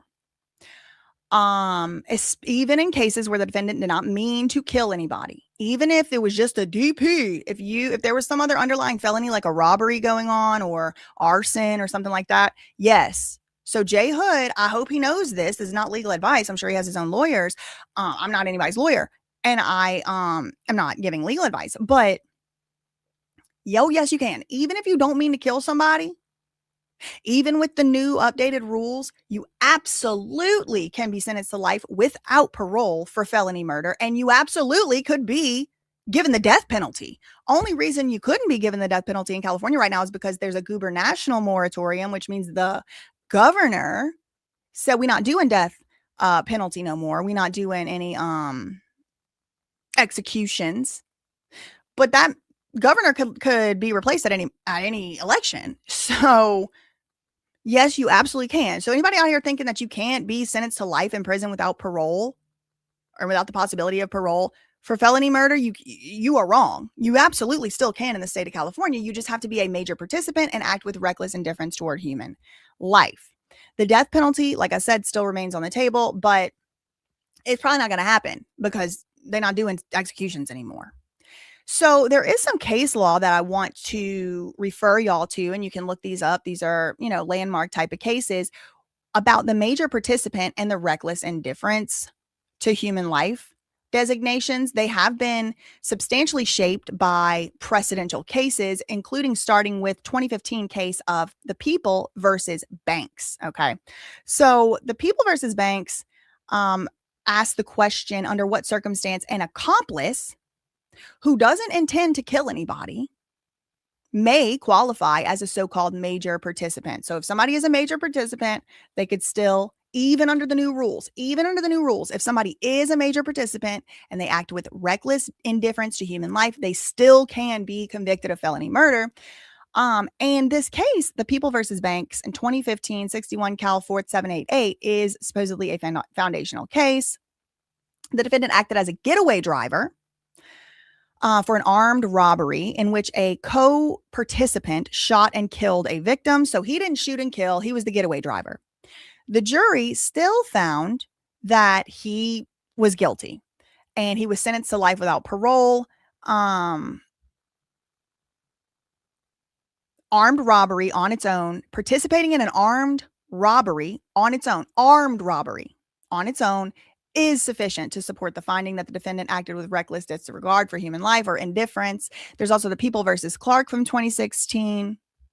They extended and refined Banks. There's the People versus Strong from 2022, concluding that that was settled case law.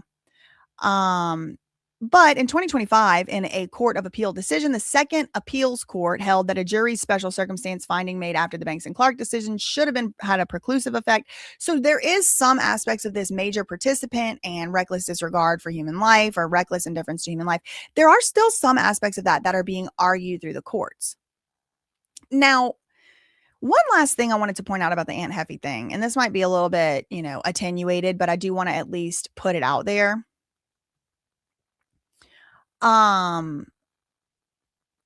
It's possible still all this time, it's still possible that Aunt Heffy is not charged with felony murder. It is still possible he is charged with murder, first degree, premeditated. Like, this still leaves open that ambiguous possibility here. And there is some support for that. Not only the gossiping going on by the gossip committee, but also, if this was felony murder, I would expect on this website right here to see under his charges the underlying felony. For example, armed robbery. Let's say he was participating or acting as a major participant in an armed robbery. Why wouldn't they put armed robbery as the underlying felony here? They have to prove that an underlying felony. You can't just say, oh, he was doing an underlying felony, armed robbery. Just take my word for it, jury. So let's just put that right up to felony murder. No, you have to actually prove the robbery too. You have to prove it. Or arson, let's say. That's another one of them. You would have to prove that Aunt Hefe was involved in, for example, an arson. You would have to prove it. So it's interesting to me that they didn't put that here. Now, maybe there's some type of gang related thing. Maybe they're gonna add charges. Sure, maybe, but you can't just say to a jury, oh, take my word for it, Aunt Hefe did arson. He did armed robbery. No, that's not fair. You have to prove it. The prosecutor would have to prove that. And the fact that there's no underlying felony here I'm wondering, because you can't just be like, oh, you were convicted of a felony in the past, so that's the felony. No. For the reasons I already outlined, the reason for felony murder is you were engaged actively at that time, at that moment, intentionally on purpose in an act that was so reckless or so dangerous and felonious that you should have known somebody was going to die, or anybody would have known that. It was so reckless. There's certain things that are just like so inherently dangerous. They just list them in the statute, armed robbery. But you can't just say, oh yeah, he was doing armed robbery, take my word for it, and now let's jump straight to the felony murder. No. So where is that charge? Why is it not up here? The underlying felony, if this is felony murder, that's really the question that I still have remaining. Okay. So that's all I really had for Aunt Jefe. Like I said, I wasn't even going to talk about that case today, but I wanted to, hold on. I need to take a picture for my investigator that I have to look up an IP address. Hold on. Okay. Cause, bitch is going to stop playing with me, and that's a promise. Okay. So that's what I wanted to tell y'all about Aunt Jefe. There's so much false information going around. And I also think there's so much just people don't really know how the law really works going around. So, I thought I would throw my analysis in the ring on that one. Now, moving right along, I want to discuss now the next topic of the day, and that is going to be clown of the day, I guess, Ray J. Ray J claims, okay, so I'm going to start here because we're going to talk about Ray J's fight. He recently did a boxing match on Aiden Ross's affiliated Rain Bet. You know, this actually, somebody tell me in the comments, is Rain Bet the same company, the same organization, whatever, that Adam 2216 Grand Mason fought with Jason Love? Is that the same company, Rain Bet? I'm remembering now, like, somehow the web keeps webbing, and now there's like Adam 2216 Grand Mason possibility here. Yes, okay. B&Z IR8 said, yeah, it is. Okay. All right. So we're the web keeps webbing. Before we get to that fight, I want to read y'all something from January this year. And this was just a few days before poor Carl Welch lost his life, even though we're kind of technically on a separate situation, but not really, because it's all keeps webbing. January 27th, earlier this year, today's May 27th, so like exactly 4 months ago, Ray J claims he doesn't have long to live amid health battle. 2027 is a wrap for me. That's next year. Ray J claiming he doesn't have much longer to live. 2027 is definitely a wrap for me, like a WRAP, like wrap it up. It's a wrap. He said this in a video clip shared in January as a friend in the video protested and said, "Don't say that," and F the doctor. The singer defeatedly put his head in his hands, like, you know, like this. So it was being reported in January that this man was about to die. He was predicting that he does not have much longer to live. "I shouldn't have went this hard, bro," he said. "My baby mama gonna be straight. My kid's gonna be straight. If they want to spend all the money, they can spend it. I did my part here. And damn, when it's all done, burn me, don't bury me." Same. I do not consent to being buried. The singer then gave a shout out to his parents and his sister Brandy, who have allegedly helped him by taking him to the doctor, paying his bills for the rest of the year. So he must have needed money. He has had a string of health concerns since 2021. He gave an update on his health Sunday. This is back in January, saying he almost died. He said, quote, "My heart is only beating like 25%, but as long as I stay focused and stay on the right path, then everything will be all right." Okay, just stay on the right path. Everything will be all right. Thank you for all your prayers. He did not immediately return page 6 request for comment. This comes on the heels of news earlier this month, back in January, that he had been suffering yet another health scare. A source told TMZ January 7th that Ray J was admitted to the hospital with a severe case of pneumonia after experiencing heart pains. He was having heart pains. Then he talks about going to Haiti for a heart transplant. That was strange. The outlet previously reported all the way back in October 2021 Ray J had been hospitalized with the same illness, pneumonia. He keeps getting pneumonia. He keeps having heart problems. And amid the health battle, it's been a tumultuous time for him personally and legally. After claiming he was building a racketeering case against Kim Kardashian and her mama, I covered that on this channel back September 2025, Kim and Kris hit back by suing him for defamation, and that's making its way through the courts, saying that he had made blatantly false allegations and calculated falsehoods in court documents or about them. And this was what they had said in court documents. Ray J doubled down on his accusations that Kris Jenner and Kim Kardashian were behind the infamous S tape. He countersued them and accused them of lying for decades. Kardashian and Jenner's lawyer, Alex Spiro, don't forget that because we're going to circle back around to Alex Spiro later in the video. Alex Spiro at Quinn Emanuel. He is the Kardashian and the Jenners' lawyer, as well as many, many, many other very powerful people, rich and powerful and famous people.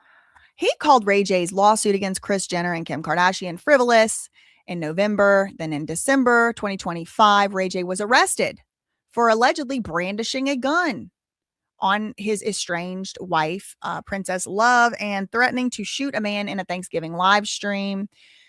Princess Love filed for divorce. Okay, so he has had a lot of, stuff going on. But namely, he was talking about, 4 months ago, he was going to die. And his heart was so weak and all of this. So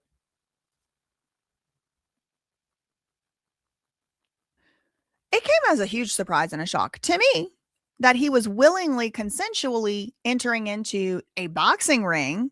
Because what did he say? As long as I keep everything, keep doing all the right things, keep on the right path, I'll be able to make it. But at the same time, he's saying, I'm going to die next year. What? So there have also been a lot of updates recently in the lawsuit, which I did already make videos on, so I'm not going to get into that.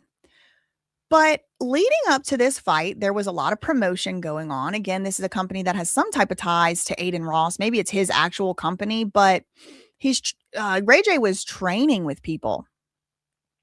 Training with Chuck Liddell, training with Rampage Jackson before his fight. He said, I'm ready for the MMA fight. He was learning from the best. This was from May 22nd. So 5 days ago, he's training with the best of the best, preparing for his upcoming fight against a guy named Super Hot Fire. Never heard of him in my life. TMZ got a video of Ray J training with MMA icons Chuck Liddell and Rampage Jackson. The Iceman, with an impressive 21-9 record, got to teach the singer a thing or two about what he'll be in for inside the ring. They swapped the octagon for a dining room. The training looked just as effective. In the fight prep footage obtained by TMZ, Ray J looks super locked in. He was working up a sweat.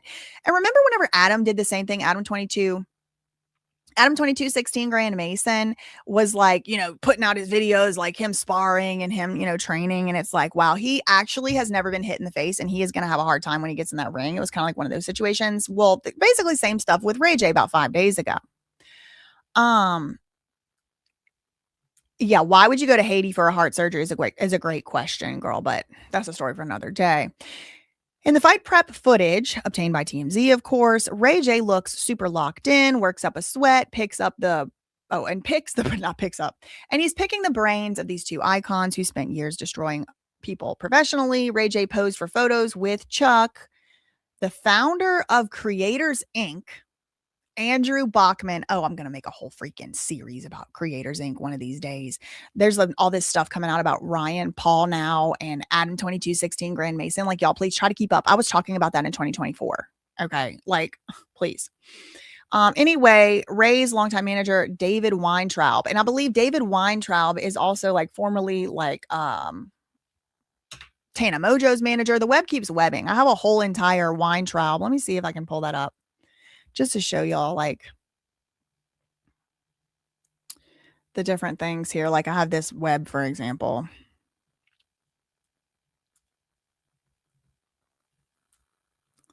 Here's Tana Mojo. So let me zoom out. Okay, so this is the, oh, y'all can't even see it. Okay, here. Creators Inc. Here's Tana Mojo, Justin Bieber, Britney Spears, links to Jake Paul, links to MTV. That brings us back around to those people, the LUIGI protesters. This brings in, where's Weintraub? Oh, he's not on here. Okay, must be on the, hold on, let me go back.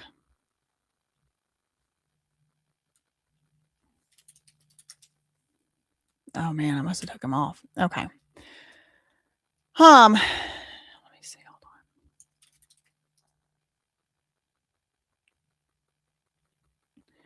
So I do have Creators Inc. stuff down here. Remember Bree Stern, Andrew Tate's ex.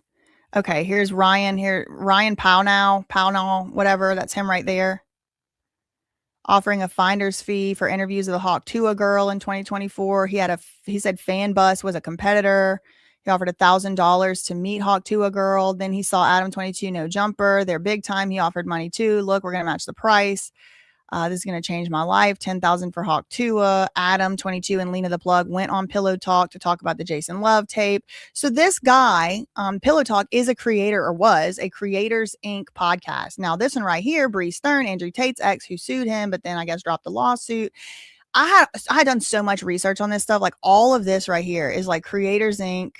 Look at this. The OnlyFans whisperer claims he can accurately predict a girl's monthly income on OnlyFans. Okay, so this is like a motley crew. All right, this is a motley crew, to say the least.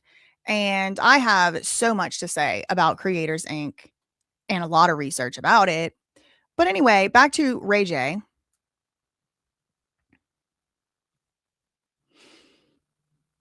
There were training sessions. From the looks of it, he knows this thing is starting to get real. Rampage Jackson took things to the mat, and the MMA legend schooled Ray J through grappling techniques and defensive positioning, clearly trying to make sure the entertainer doesn't get embarrassed once the fight night arrives. Ray J also got advice from Mike Tyson. Ray J joined on TMZ Live about 5-6 days ago to talk about the training and to talk about the upcoming fight. Him and the guy he was going to be fighting, Super Hot, are doing battle in an MMA event that also features some other people. Okay, who cares? Also being promoted by UFC honcho Dana White. I know y'all probably saw that disgusting picture that he has in his house that was circulating previously. What the Jeffrey Epstein flying ass hell is that shit? And Aiden Ross, Rothstein or whatever his real name is. So they're promoting the fight. That's the point of that. They're promoting the fight. All, appears to be well, other than the fact that Ray J has apparently recently had all this health issues. So there was, okay. So then the night of the fight rolls around. This was about 3 days ago. And we get headlines like this. Now Ray J recently, in his lawsuit with, being sued by the Kardashian Jenners, Kim and her mom, Kris, he's recently said they shouldn't have taken anything he said seriously, and nobody would take anything he said seriously because he's a known troll. And the reason he has to be a troll is because his reputation is forever and always tarnished because of the S tape that got released. So he's like, basically like, now I've had to like become like basically like a troll, and nobody takes anything I say seriously. That might come back around to bite him in the behind, because look at this from May 23rd, about 5 days ago. Ray J said, I'm fighting Super Hot Fire and for Diddy's freedom? What? Okay, let me see what's... Oh, man. Upset? Ray J, you're not upset that your girl, Princess Love, would let Mayweather have 10 girlfriends, but be mad when you try to... I don't know what this is about. I haven't watched this video, but it's on this article, so let's just see what it's about. Somebody else? Because I don't think that's fair. I don't think that's fair. Hey, you gotta stand up for yourself. You gotta security. You're so slow, man. You got to do it. No, I know they gonna come get me. That's why I'm doing that. There's Aiden Rothstein. I'm not tripping because I'm saving all this for them. But all I'm saying, Ray J, you gotta put your foot down. Don't talk about my He seems like he's on drugs or he's drunk or something. baby mama. Do it again, Super. Don't ever talk about my baby mama ever again. Okay. He's alleged to have pulled a pew pew on that poor lady. I ain't talking about your baby mama. You need to talk to her like this. No, I don't never talk to women like this. Yeah, I'm that's your talking to problem. you. See, that's your Just problem. don't talk That's your about problem. my wife or baby mama. This is not a Diddy party. Neon is here. No getting f***ed here. I know what you used to. We're not in Hollywood. First off, free Diddy. Boo. First off, free Boo. Diddy. And then it wasn't. Okay, he seems drunk. He seems like something's wrong with him. So that's the big that Ray J was sitting on the stage near. Oh, so I guess that guy was the guy who was gonna fight. I guess that's super hot fire. He's gonna get effed up. Okay, whatever. So he's saying free Diddy. What's this? Oh, I don't want to watch an ad. No, I'm not watching a minute of ad. Sorry. Okay. It's gonna be a hell of a fight. So again, they're promoting it. This came out on the very day of the fight. That this article that we just read from TMZ and Ray J saying free Diddy. Do not free Diddy. Leave Diddy where he damn is. Thank you. Okay. So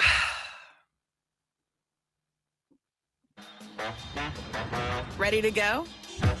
What shoes? one thing ends up being led to another, and Ray J loses the fight. Now, I will play somewhat of, a little bit of that video. I don't want to play the whole thing just because it's like pretty severe. I'm letting this ad play through, but the title is Ray J gets knocked out by super hot fire in Las Vegas boxing match. Ray J went down in flames during his celebrity MMA match Saturday. Okay, so here's the video. I'll make it even smaller just so it's not, too invasive. I got the Oh, he's Okay, wait. So, wait a second. The whole thing with the fight, that what you just saw was a little piece from the second round. Actually, the fight went. The next fight. The fight went 2 rounds. Can y'all hear this? So we have Tekashi 6ix9ine here, Aiden Rothstein, some Russian they've been trying to push, and another Russian. So, I mean, just like the communist agenda, just right there. The Bolsheviks are out. All right. It's a 12-minute long video. We ain't going to watch the whole thing. I'm going to speed it up. I just want to see where we are here. And I want to show y'all just a little bit of the first round. I will let you know.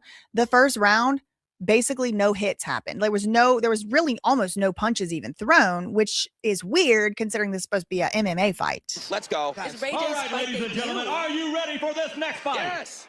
Do not bring. Coming out of the blue corner, Kind of fast forward. Okay, that's Stop. the guy he's fighting. I'm a big fan of you. There's Ray J. Chimaev, big fans of like the Dagestan. I know you're not from Dagestan, but like Marab was here, right? Okay. He's a big fan. Thank you. I'm going to turn it on 1.5 times the speed. I just want to give y'all a little taste of what that first round, the first round of the fight looked like, because it was bizarre. Okay, I don't even watch this crap, but I've watched enough of it to know this is strange. I had to say that on live so people know I'm like a fan. You gotta come Russia. Oh, and I've been to Russia. I studied in Moscow. How was Russia? Good. I have so many fans in Russia. All right. When like Russia and United States. All right, guys, good luck on the fight. 2 black guys, usual. I can't believe I'm seeing this right now. This is awesome. He don't look like he's been training too much. Hey, don't blink. That's what I can say. You're Ray J. He took shit about Kim Kardashian. Oh, wait a minute. Hold on. Oh shit. No, this is not. Oh, that's Ray J. Okay, so that's Ray J. All right. And I am playing it at 1.5. Let me slow it down so it looks a little bit less aggressive. This is Ray J. Ray J is kind of throwing a few punches. Actually. Hey,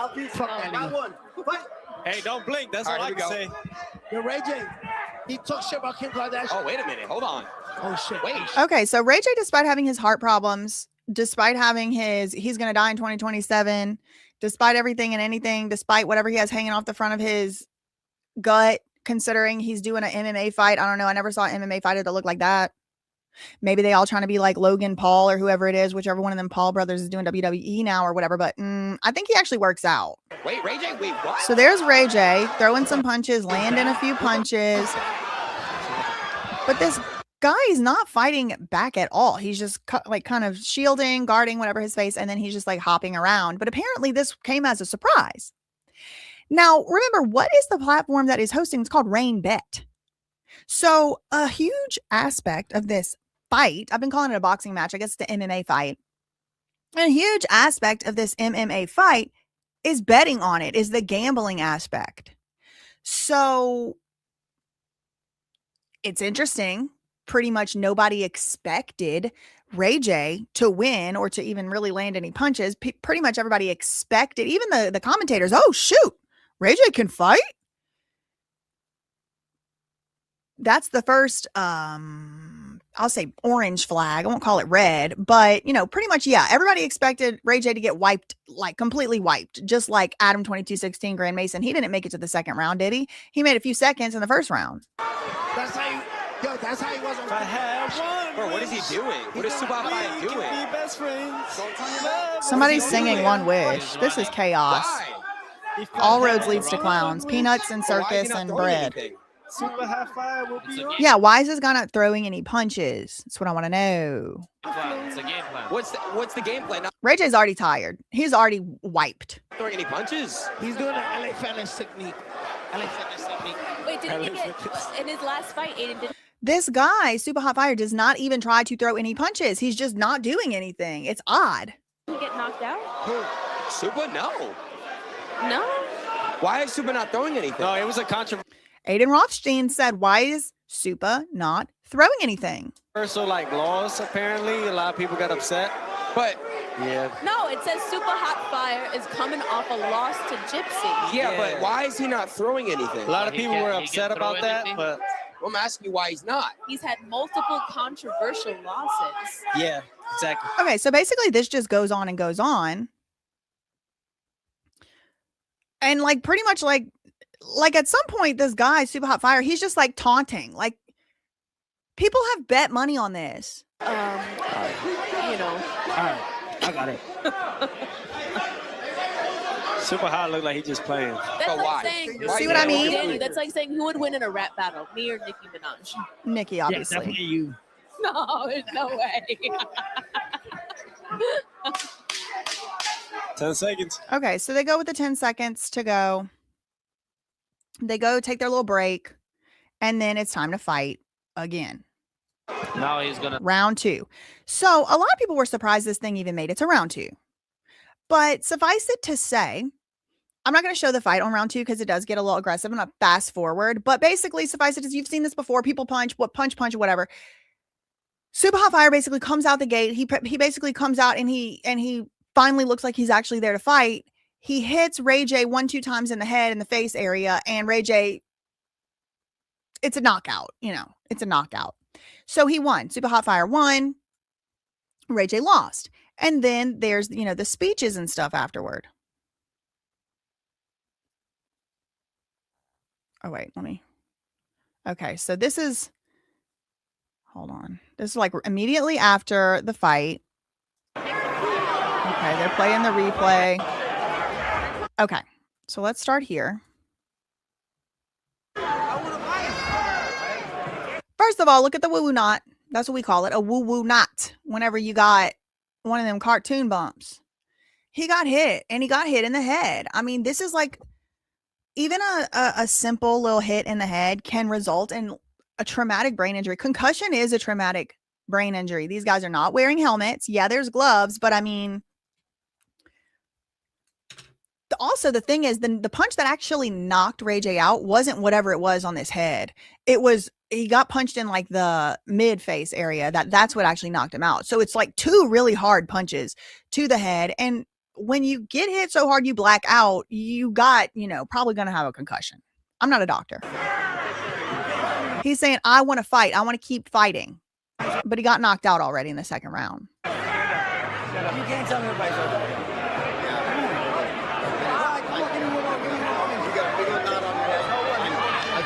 Come back and fight again. Hey, I know. Come back and fight again.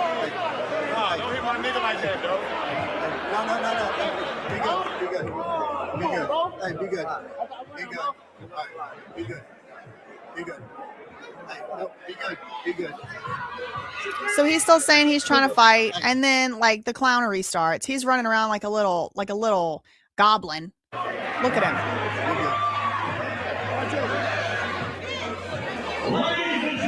Ladies and gentlemen.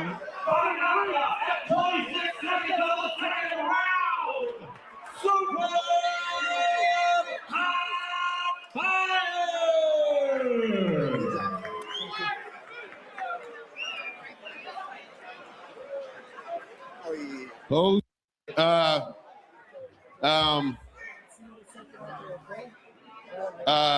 right? Is Ray J?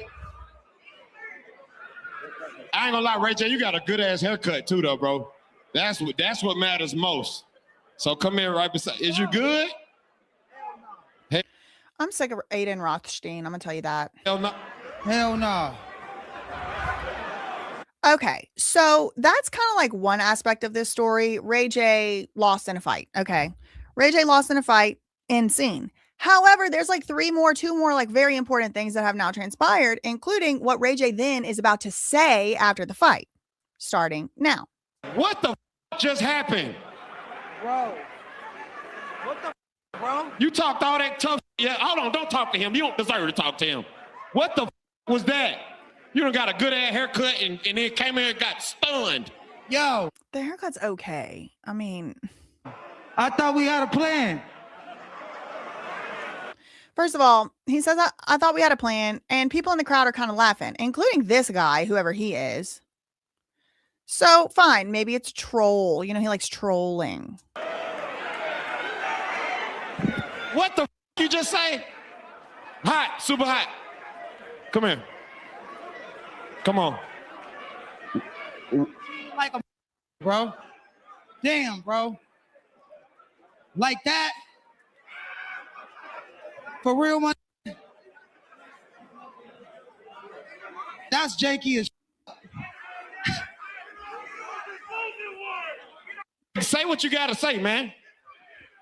I don't want to say too much because I don't want to get nobody in trouble, but damn.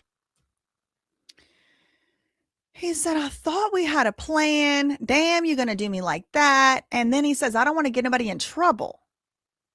But damn. Remember, people bet money, real money that they earned at their jobs on this. Damn, man. We took a L tonight. No, we didn't take it. Your ass was over here. You want me to show you what you did? Where was y'all at? You were somewhere around this. So then he does a reenactment. And he took one punch. Hey, what? Ray J, this is professional, man. You can't just do it. I gotta talk to the nigga about. Y'all talk backstage. I ain't even gonna interview y'all. Super, come here. Super. Money we lost. So he's saying, oh my God, how much money we lost, like almost implying that like he bet on his own match, which I don't know, seems like against the rules or the law, especially an officially like sanctioned fight people could bet on. Now, someone did say this sounds like WWE drama. I don't know. Like, I do know there's like a lot of like serious rules about betting and like events that you could bet on for it to be legal. For it to be legal and for you to bet on like a sporting event. I do think there's like all kinds of rules that have to be followed and in play and stuff like that. And I'm pretty sure you cannot bet on a fight that you are fighting because it creates a conflict of interest. I mean, somebody who knows more than me, let me know. Calamity has ensued after this, but let's hear the rest of what statements are said. We didn't think you was gonna win. So how y'all lost money? Wow. Hey, I ain't gonna, that's a good method though. If I got my ass knocked out, I'll be like, you up. Look at that. I can't see it, man. You got one of them cartoon lumps. The guy, the MC, is like, look at that. And Ray J's like, I can't see it. It's on my head. So you know when I love you. Then he realized he probably looked, silly, and he walked off stage. Super Hot will holler at you. That lump, like. Okay. So that's pretty much that on that aspect of it. That part of it. TMZ also ran articles on this, that he had gotten knocked out. Let me pull one of those up. And this is all from May 24th, which was 3 days ago. Ray J knocked into next week by Super Hot Fire, whoever that even is. None of us ever even heard of that man till now. Ray J knocked into next week. He went down in flames during his celebrity MMA match Saturday night, getting his beep whooped by Super Hot Fire. The artist, that's Ray J, went toe-to-toe with the popular YouTuber. I guess Super Hot Fire is the popular YouTuber for just 2 rounds during their co-main MMA. So it was like the main event fight at Aiden Ross's UFC Apex event in Las Vegas. So he, I guess, is the promoter. In the second round of the fight, Ray J had Supa against the ropes, throwing a few body punches, which was directly followed by Supa hitting Ray J with a hard right hook square in the face, and Ray J then fell into the ropes and hit the canvas. Ray J eventually got back to his feet, but he was so dazed that he had to sit down on a stool, and that was that. The referee then stopped the fight. But things got even crazier during an after-fight interview in which Ray J suggested that he had a plan, aka a scheme, in place with the other fighter, Super Hot Fire, and they lost money as a result of the knockout. We just watched that video. In the other co-main fight, okay, so there are 2 main fights that happened. One was Ray J, and the other one was a former Heisman Trophy winner, Johnny Manziel, who beat up Bob Minery, beating him in the first round. Okay, so then people start saying, what do you mean thought we had a plan? What do you mean thought we had a plan? So meanwhile, everybody's talking about that. Like, was this a rigged fight? Did he bet on his own fight? Et cetera, et cetera. Thanks so much to Stella Cruz for the $9.99 super chat. Listening while putting my kids on the bus. I'm behind. It's funny how they think they could compete with you, cuz paying you to speak to you. Shut your mouth when you're speaking to my cousin. It was a little bit off the rails. It was a little off the rails, but when you're God's favorite, you know, they're going to have haters out there too. Good thing for me. Fortunately for me, nothing they can do can hurt me. Thanks for the £2.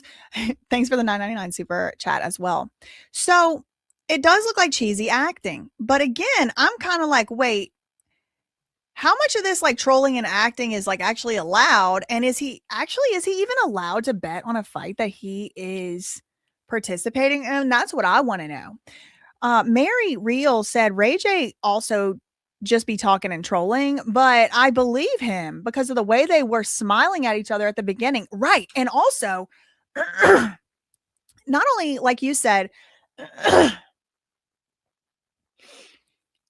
not only were they smiling at each other at the beginning of the second round, what's his name didn't even try to do anything in the first round. Super Hot Fire, he was just taunting him, teasing him, playing with him. Now, that could be taken as, you know, he was just trying to wear Ray J out and tire Ray J out. But it also could be taken as they had agreed to get to the second round. Because a lot of people, when they make these bets, they're not only betting like who's going to win. They bet on all kinds of stuff, like how long into the fight is Ray J going to make it? Is he going to, like Adam 2216 Grand Mason, he's going to get knocked out in the first moments of the fight? Is he going to possibly even make it to the second round? Is he going to make it to the third round? Like, people can bet on all these different aspects. And so is it maybe that Ray J and his opponent had agreed to certain plan, and maybe not that Ray J was supposed to win, but maybe that he was supposed to make it to the third round, or maybe that he was gonna lose, but like maybe well into, I don't know, girl. I don't know. It could also just be a big act and a big lie, but everybody was kind of talking about that. And in the meantime, days and days go by. You don't really hear anything from Ray J, and come to find out, that man went to the hospital that night and has still not gotten out. Let me show y'all where I got that info. This is an article that came out yesterday, in the afternoon, about 4 o'clock p.m. Eastern, 1 o'clock in LA. Now, this all happened in Las Vegas. Remember Las Vegas? So Ray J is in Vegas still. Look at this. This came out yesterday, TMZ exclusive. Ray J hospitalized after being knocked out. And he's facing heart issues. Oh, okay. Well, didn't we just predict that in the first article we read in the segment? Ray J checked himself into a Vegas hospital hours after being knocked out by super hot fire, TMZ has learned. This article came out yesterday. So hours after the fight, he checked into the hospital. He's still there as of yesterday. That's like two full days in the hospital he'd been. Sources close to Ray J tell TMZ he decided to go to the hospital 2 hours after the event on Saturday. The source tells TMZ Ray J has been in the hospital for 2 days as the doctors continue to run tests to figure out what is wrong. We're told the medical team is investigating whether Ray J had a concussion, and he's also now experiencing issues with his heart beating slower. As TMZ previously reported, Ray J has been experiencing health issues since before the fight. He was hospitalized earlier this year for heart issues and pneumonia. Then about 13 hours ago, TMZ posts another exclusive of an actual picture of Ray J. It was about 9:30 last night Eastern time. Picture of Ray J in the hospital. Now, who in the hell is sending pictures of this man? He could be posing, but also it ain't looking good no matter what. It says Ray J is laid up in a hospital bed after getting knocked out. This picture is apparently from yesterday. Knocked out in his celebrity MMA fight, and TMZ has photos of him with all sorts of monitors hooked up to his body. In the images obtained through a representative for Ray J, here's another picture of him laying there in the hospital.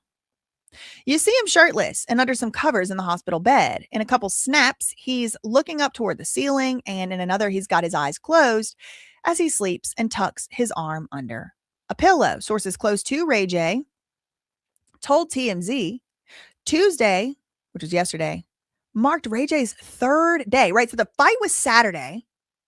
He went Saturday night, 2 hours after the event, into the hospital. So he was there all day Sunday, all day Monday, and then I guess all day yesterday, 3 days. I don't know if he got out or not, but he was in there for 3 days at least, and he's going to remain hospitalized for a few more days. Now, my mind goes immediately to about 15 different conspiracy theories. It's hard to know exactly, Mary. This is the bottom line. It's the same issue we have now with the No Jumper crew, with Poetic Flacco, with WAC 100. Sometimes they might have some good information that's valuable, that's useful.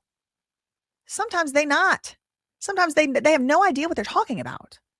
So with Ray J, he has now come out in court documents and said recently, in the last month or two, he is a professional troll. You shouldn't take nothing he says seriously. We also have reason to not take what he says seriously because he was talking 4 months ago about he's about to die. His heart is so weak, he's got to stay on the right path. And now he's subjecting himself to this stuff. Crazy. So I don't know. He definitely did not the right path. Exactly. Lindsay said definitely not the right path he should have stayed on. Fighting with a heart problem is not a great idea.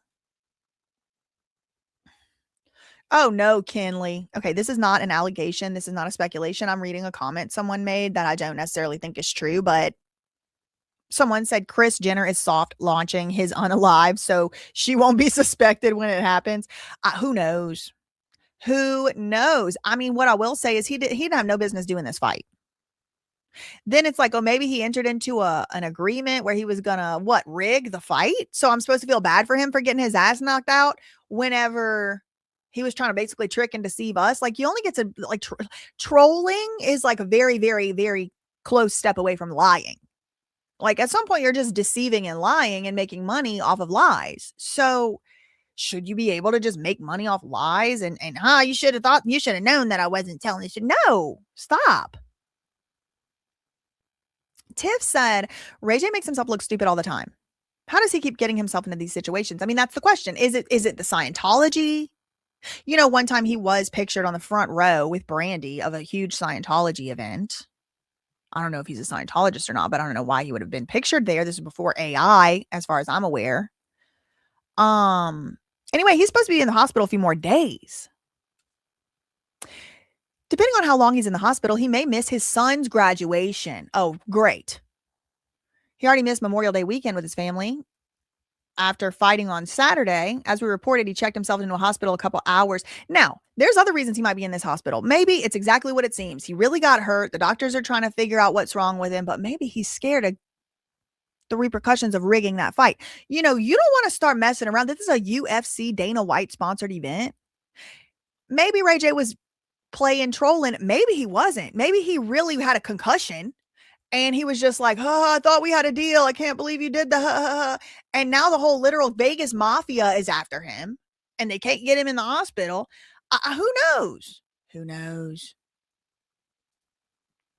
TMZ is so dramatic. I don't even see him hooked up to an IV, those pics. He just has a heart monitor like everyone else in the hospital. Yes, I know, Mary. I have that coming up soon. It's Ray J's second hospital stay this year. Oh, wait, hold on. As we reported, Ray J checked himself into the hospital a couple hours after the knockout, with doctors running a battery of tests to figure out if he had a concussion and or heart issues. Now, if he dies of pneumonia, we need to open back up every pneumonia death that ever was plaguing these celebrities. Okay, something's going on with these pneumonia deaths. It's Ray J's second hospital stay this year. He battled pneumonia back in January or so. Well, if he gets another pneumonia, it's sus. I'm confused. Okay, so all that being said, while that's getting worked out, this was published also yesterday. Viral knockout now under scrutiny. The promoter is investigating a possible fixed fight. Ray J's knockout loss to Super Hot Fire is turning into an even bigger mess because the promoters behind the fight, who promoted it, Aiden Ross, UFC Dana White, they're investigating possible foul play. Brand Risk Promotions released a statement Monday, so day before yesterday, announcing that it has launched an internal investigation after one of the fighters, Ray J, allegedly insinuated that there may have been a pre-arranged plan tied to Saturday night's bout. While the statement doesn't specifically name anyone, the timing comes after Ray J's bizarre post-fight comments. After the post-fight comments set social media ablaze. Remember I told you everybody was like kind of going back and forth? The company says the probe is being led by an attorney and a former federal prosecutor to determine whether anyone attempted to manipulate the outcome. And they called this conduct a serious violation that strikes at the heart of the sport. Ray J had been flattened during this MMA debut in Las Vegas after a strange first round where barely any punches were thrown. But the real chaos came after the fight was stopped when Ray J grabbed the microphone and appeared to hint that there had been some type of scheme. At one point, Ray J said, "Yo, I thought we had a plan," before quickly walking the comments back, saying he didn't want to get anybody in trouble. He also claimed, "We lost a lot of money tonight." The comments sparked speculation that the fight may have been staged or choreographed like the WWE type thing. Though no evidence has surfaced showing the bout was actually fixed. I mean, I would disagree. The evidence is Ray J saying, "I thought we had a plan." Now, does that mean for sure? Is smoking guns mean for sure they fixed the fight? No, but I think that's strong evidence. There's more strong evidence that the fight was fixed because the guy, Super Hot Fire, went like the whole first round without even throwing almost any punch, without even really trying to fight. Does that necessarily mean for sure it was fixed? No, but it's evidence. Brand Risk, which I think is Aiden Rothstein's company, says if the investigation uncovers any attempted manipulation, the responsible parties will be held fully accountable. To add to the controversy, TMZ learned Ray J had checked himself into a Las Vegas hospital just hours after the knockout, and he remained there for 2 days while dealing with heart issues. 3 days. They can't even keep up with the things they themselves reported. So let me see. Let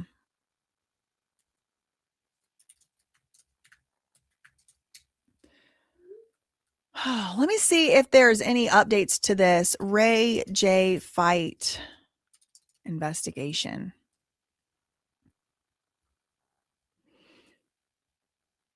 Oh, wait. So 38 minutes ago, the Shade Room. Oh, man. Okay.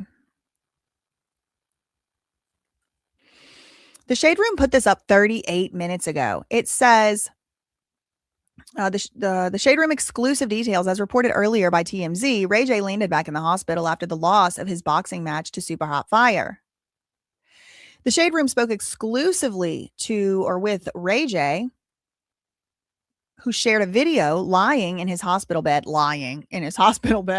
He tells us the fight sparked his latest hospital stint. On Monday night, he said, "My heart, more than anything, it's back down bad." As previously reported, Ray J has been suffering from heart problems due to years of substance and alcohol use and abuse. The entertainer has been working on his health ever since. He had a major scare back in January. Streaming has been the outlet that keeps his name in the headlines, but since being knocked out during his recent live stream MMA match, Ray J hasn't been back on the scene. He tells us that although the fight landed him in the hospital, he's not sure whether he regrets it or not. Let's keep him in our prayers. Okay, so I haven't seen this. This just came out. Let's see what Ray J said. Didn't feel good. It's all bad. Yeah. Didn't feel good. It's all bad. Yeah. That's it. Explain. I told you. Didn't feel good. It's all bad. Yeah. That's the whole thing. What's the video?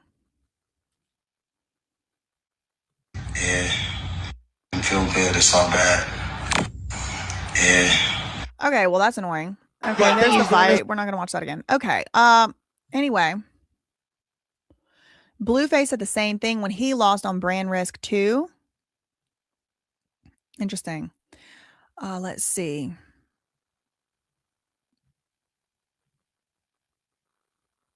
MSN made an article 3 hours ago. Promoters are investigating Ray J's loss after he implied there was a plan for the bout, raising suspicions of manipulation.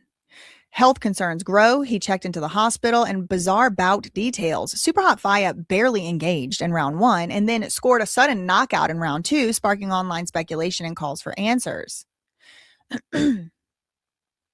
Brand Risk launched a probe into the fight. This is MSN.com. Brand Risk Promotions confirmed it is conducting an internal investigation into Ray J's loss to Super Hot Fire after the singer's post-fight comments suggested a pre-arranged plan. The company hired a former federal prosecutor. I think that's their in-house counsel. I think they just have a lawyer on in-house that is a former federal prosecutor to determine if there was any attempt to manipulate the bout, calling such conduct a severe violation. The probe. Now, it would be kind of hard to investigate if he's in a hospital. That's all I'll say. Ray J, obviously, what he said after the fight, Super Hot not throwing an effing punch. Who said this? In the first round. Oh, Aiden Ross investigates. Let's go to this. Aiden Ross investigates after Ray J drops bombshell following his knockout loss. So this is Aiden Ross, the Brand Risk owner, the promoter, basically, one of the promoters. Responding after Ray J alluded to Brand Risk fixing his recent match. The streamer and Brand Risk backer, Aiden Ross, said the promoters would investigate after Ray J suggested there had been a plan. Ray J, this is a quote from, I think, Aiden. Obviously, what he said after the fight, Super Hot not throwing a effing punch in the first round, we need to look into that. We need to investigate that, Aiden Ross said. Super Hot has been nothing but a great fighter, and he's been great, and he looked like himself in the second round.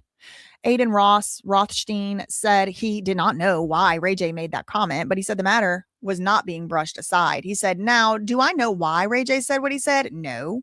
We're taking that very seriously. Ray J's remarks came moments after he was knocked out.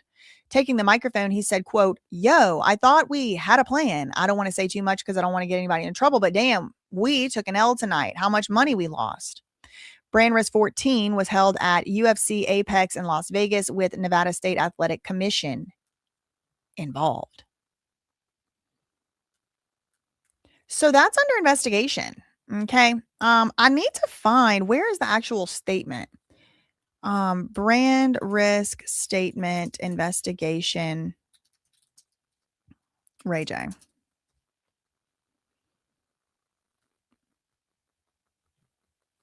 Okay, here is the picture. the picture of the kind of like press release that Brand Risk itself posted.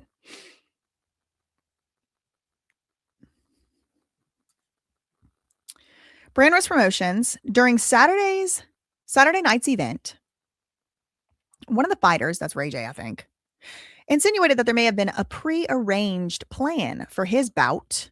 Brand Risk has immediately launched an internal investigation led by our attorney. See how they said our attorney?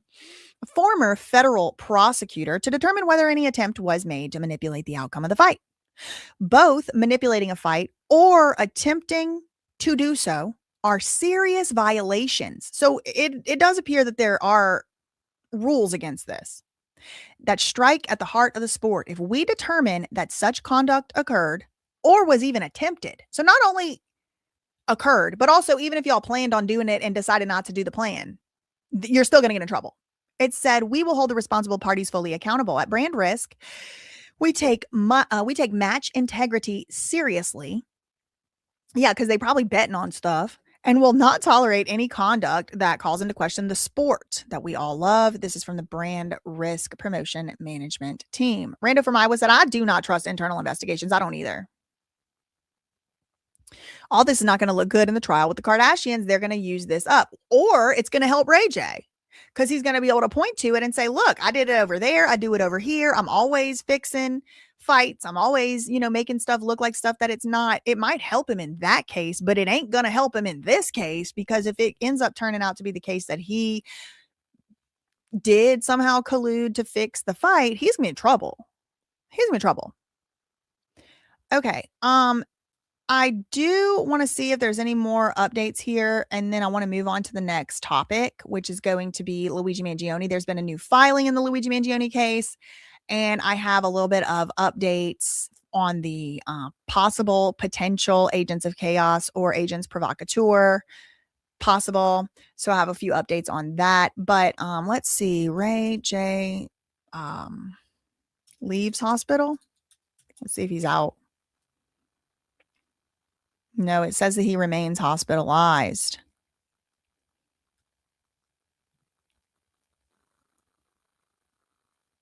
It's all bad. Yeah. Didn't feel good. It's all bad. Yeah. Didn't feel good. It's all bad. I don't know what he's saying in that. I don't know if the Shade Room meant to post that like that. Okay. Give me 1 minute. Give me 30 seconds to 1 minute. I'm going to run to have a restroom break. I'll be right back. Oh, let me make a post. Hold on, I'll be right back.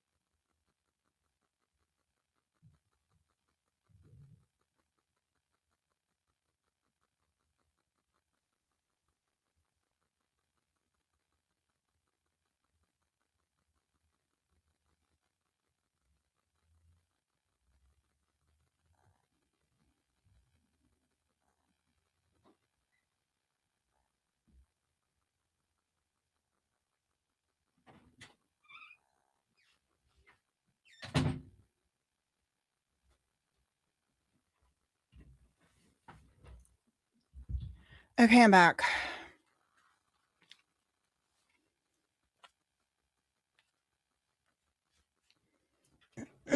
Everyone welcome BJ's chair to the live stream. Yeah. With the guest host microphone. Yeah, exactly. Okay. A company investigating itself, right? And a lot of times people do that. Companies do that, not even necessarily to like really get to the bottom of it, but to pretty much show that they tried and pretty much show they weren't in on it.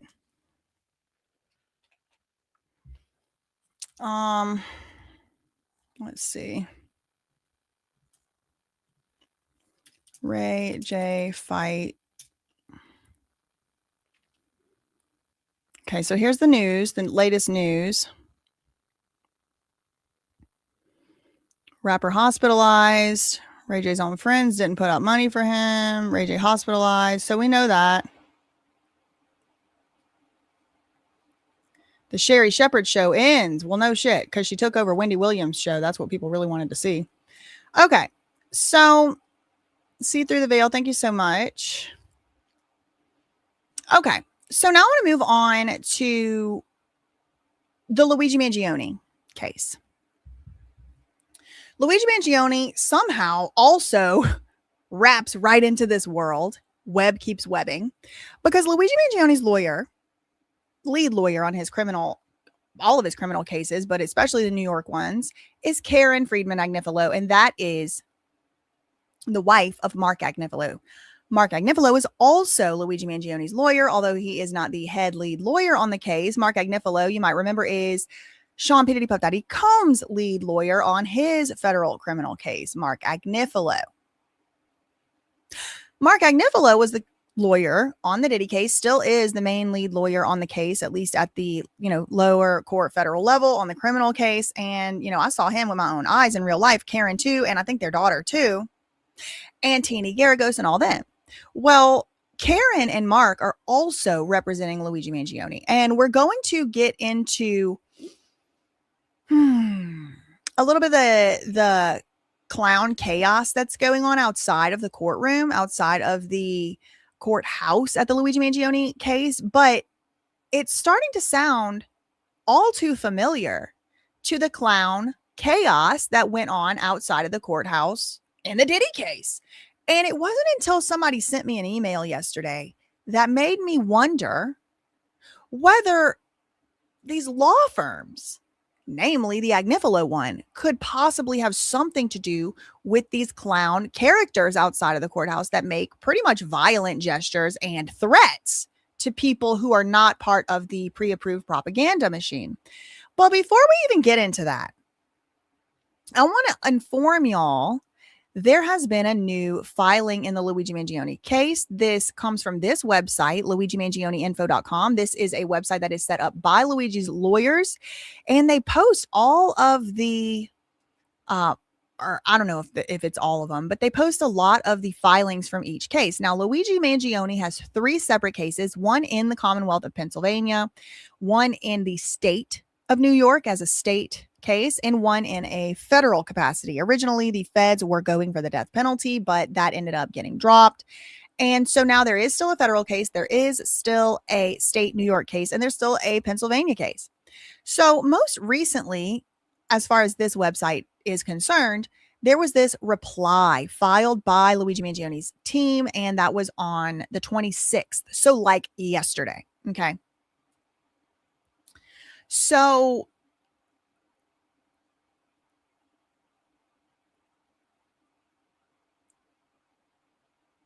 a Karen fluent in the law is the stuff made of nightmares. Karen Agnifilo Friedman Agnifilo is, I would say, a super lawyer. She is a powerhouse. You got to give it to her. I mean, she's probably going to hell, but she's a hell of a lawyer. And so is Mark Agnifilo. I saw it firsthand, and I wish they would fight on the side of good, but here they are. Maybe this is good. Maybe I have the wrong, understanding, but here's the filing. And it says the government objects to many of the questions. Oh, this is by the, who signed this? Karen. So Karen signed this. The government objects to many of the questions that we want to ask the jurors, basically. The question is not likely to reveal a bias, but we object. Okay. The government overlooks the fact that the defense counsel, that's the Friedman Agnifilos, may want to exercise peremptory challenges for reasons aside from bias and objective lack alone. Also, a party may want a mix of jurors who have children and those who do not. The government would not allow the defense counsel. Hold on. Let me see if this order. Hold on. See if I can get a little bit of context here. So this person tweeted, Luigi, Mangione's lawyers defend their jury questionnaire, giving us more of a look into what they might ask. Questions 54 to 64 seem to deal with whether the jurors work for or own stock in United Healthcare. So with these general principles in mind, we address the government's objections. Okay, so you may remember we actually already went through, right up there with J. Oma, exactly. We already went through the Diddy case and the jury selection process over there, the jury questionnaires. They went back and forth. Maureen Comey, who's now been fired and has her own lawsuit against the government and all that, James Comey's daughter. And so this is, again, sort of a similar thing. When the jurors, the prospective potential jurors do show up to court, they have to answer some questions. They have to answer honestly. And some of the questions are like straightforward, like, will you be able to be a fair juror? Do you understand that people have the right to a fair trial? Some of them are like very obvious, straightforward questions. Are you going to be able to be impartial? But sometimes, depending on the nature of the case, they can ask other questions. And it really does go case by case. In the Diddy case, for example, one of the questions they wanted to ask, and I think did end up being able to ask, was what a potential juror's history of assault had been. You know, had they been assaulted? Did they know anyone that's been assaulted? Stuff like that. And so we don't have the full jury questionnaire from this website, although it may be on the PACER website.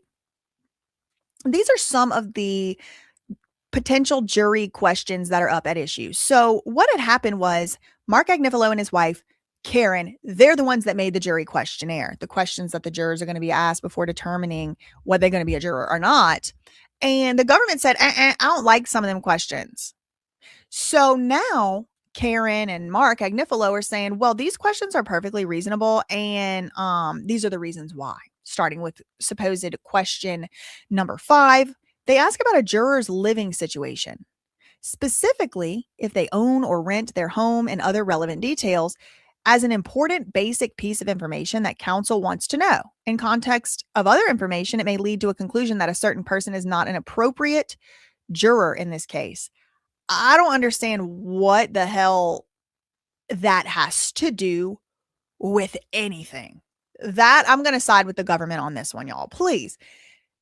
Karen and Mark Agnifilo want to ask not only want to ask the jurors if they own or rent their home or if they live with a loved one, they want that to be a reason to disqualify.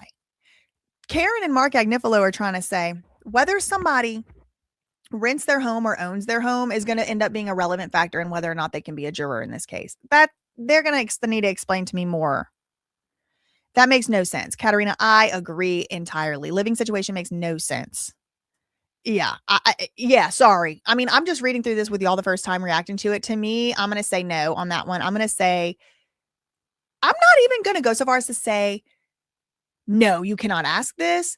But based on this very vague reasoning, I'm going to need a specific reason before I'm like, oh yeah, if someone, like for example, if somehow, some way in this case, it ends up being the case that it is important, whether, for example, Luigi owned a home or wanted to own a home or had an intense desire to, but couldn't afford it because of injury, whatever. But they didn't put that in there. The only thing they put in there is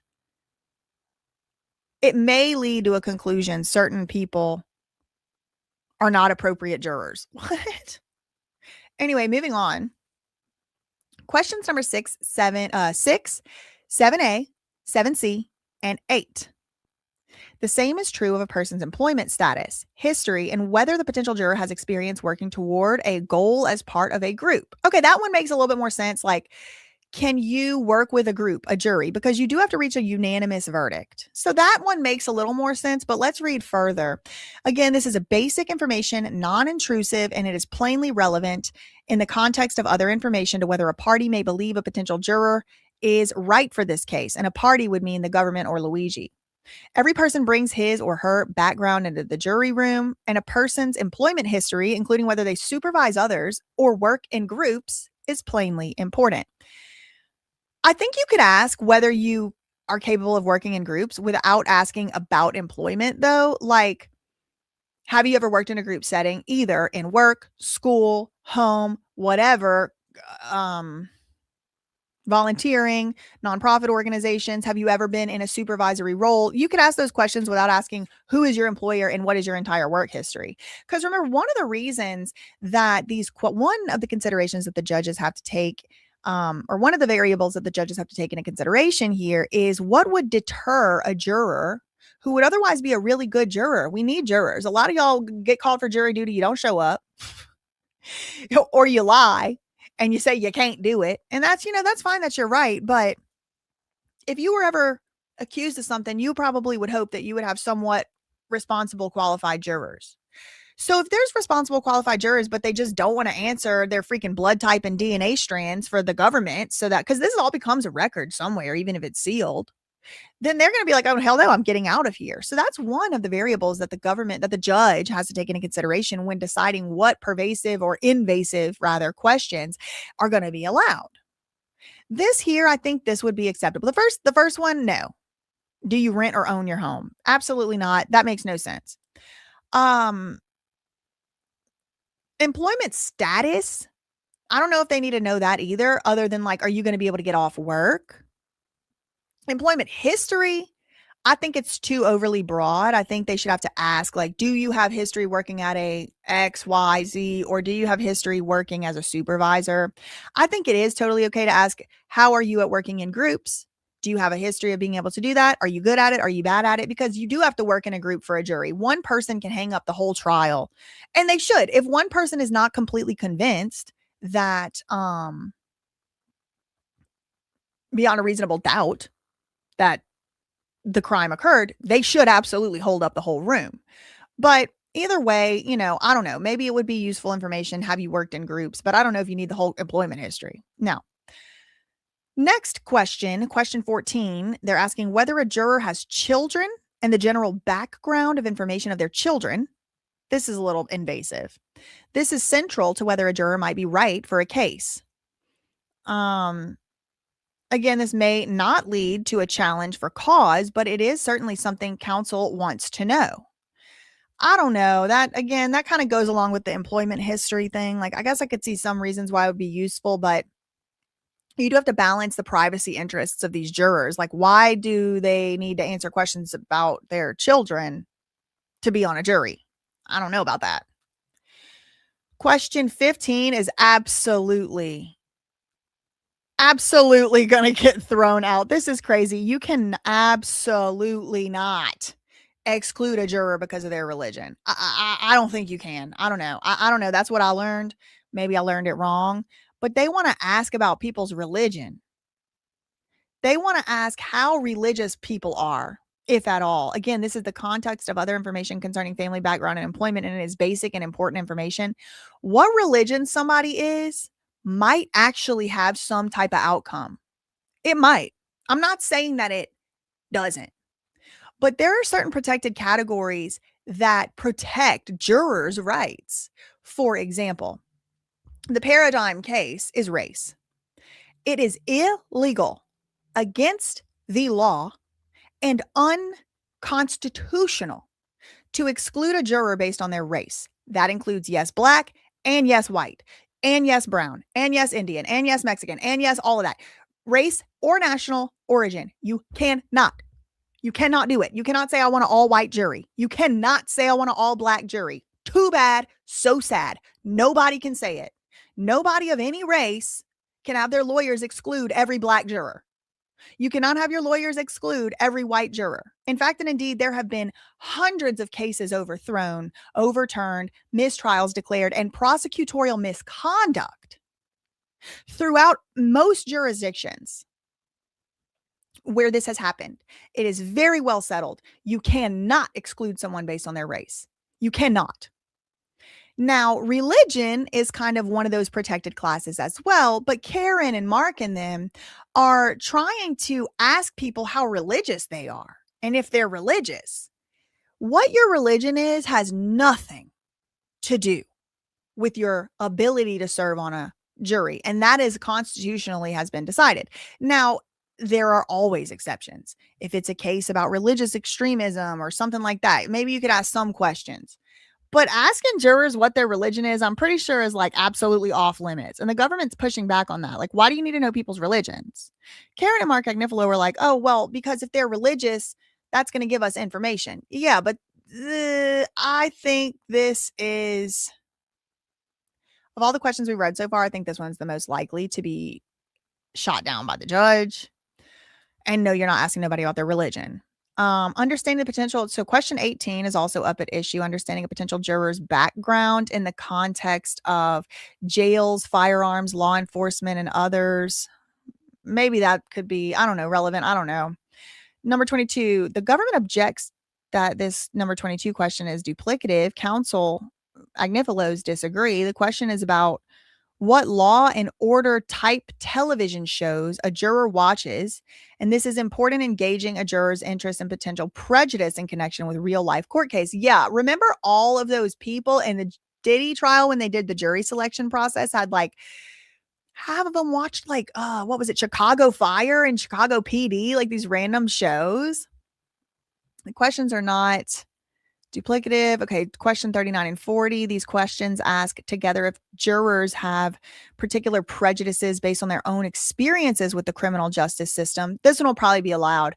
A juror who believes that the police mishandled a criminal complaint of the juror herself or a loved one is fundamental information relevant to potential bias, right? Like if you've been absolutely railroaded and screwed over by the police and you can't stand the police, that is relevant information because it could indicate that you might be more likely to side against the police. This is something I have seen allowed in some ways in these court cases.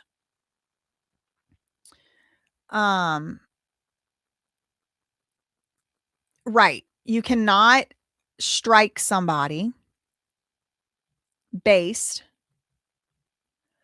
on religion. You just cannot. The importance of the question. Okay, question 41. This is an important question. Not whether or not they were in fact investigated, but whether they believe they were and what feelings they have about their belief. Good try. Question 45.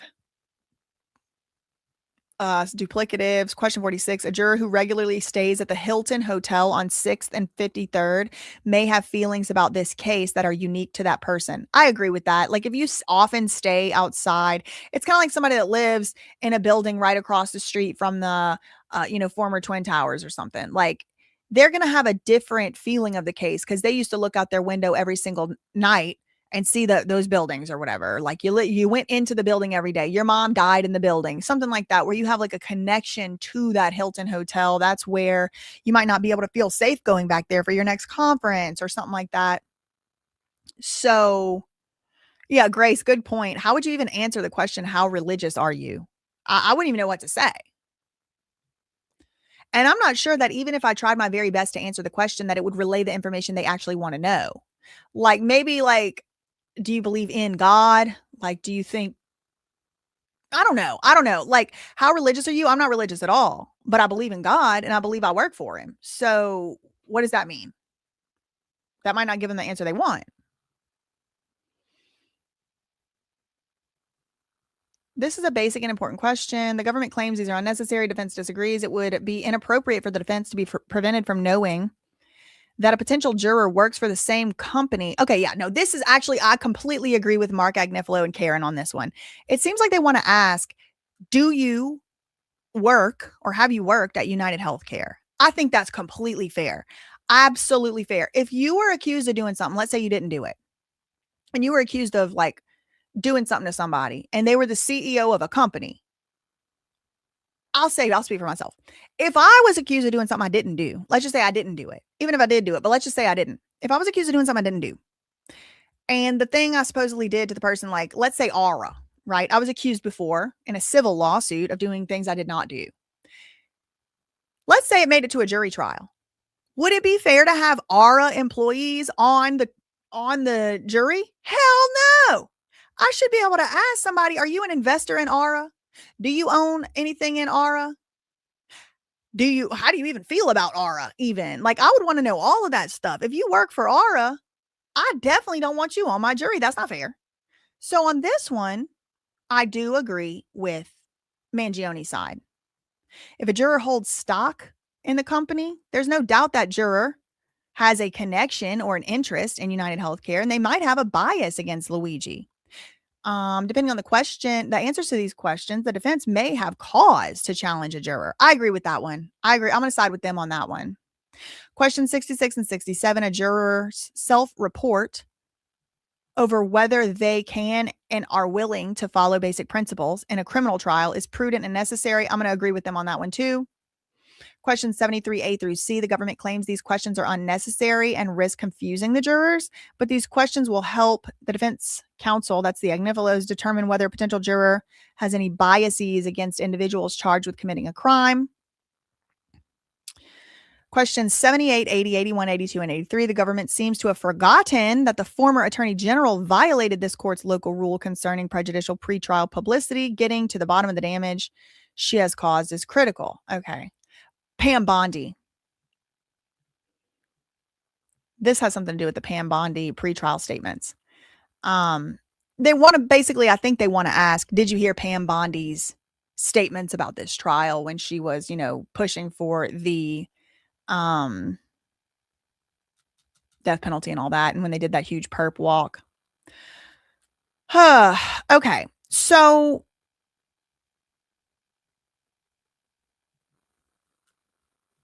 I want to now turn to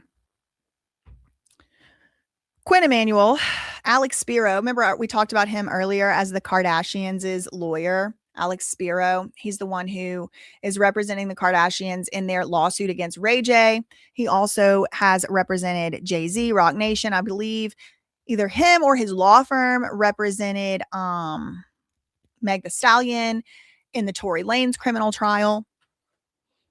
So this is a huge law firm, huge important law firm. Also, Alex Spiro has represented, and I think still does represent, Elon Musk, Mr. Beast. He did the internal investigation into the Ava Chris stuff, or his law firm did. So this is like a highfalutin, high-profile guy. Well, the law firm he works for is a law firm by the name of Quinn Emanuel.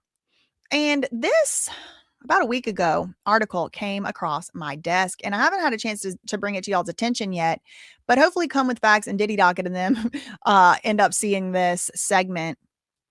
It says Quinn Emanuel, the law firm, just got a $3 million ethics lesson.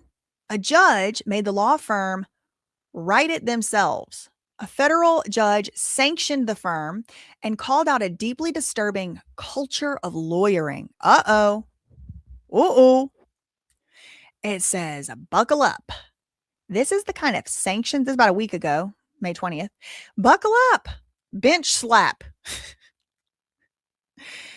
This is the kind of sanctions order that makes you wonder how any of this happened at a firm that charges what Quinn Emanuel charges.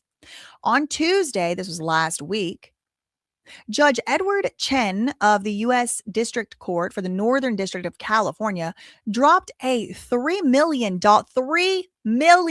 sanctions order on Quinn Emanuel. This stems from the firm's representation of Natera Inc. This is a pharmaceutical advertising case.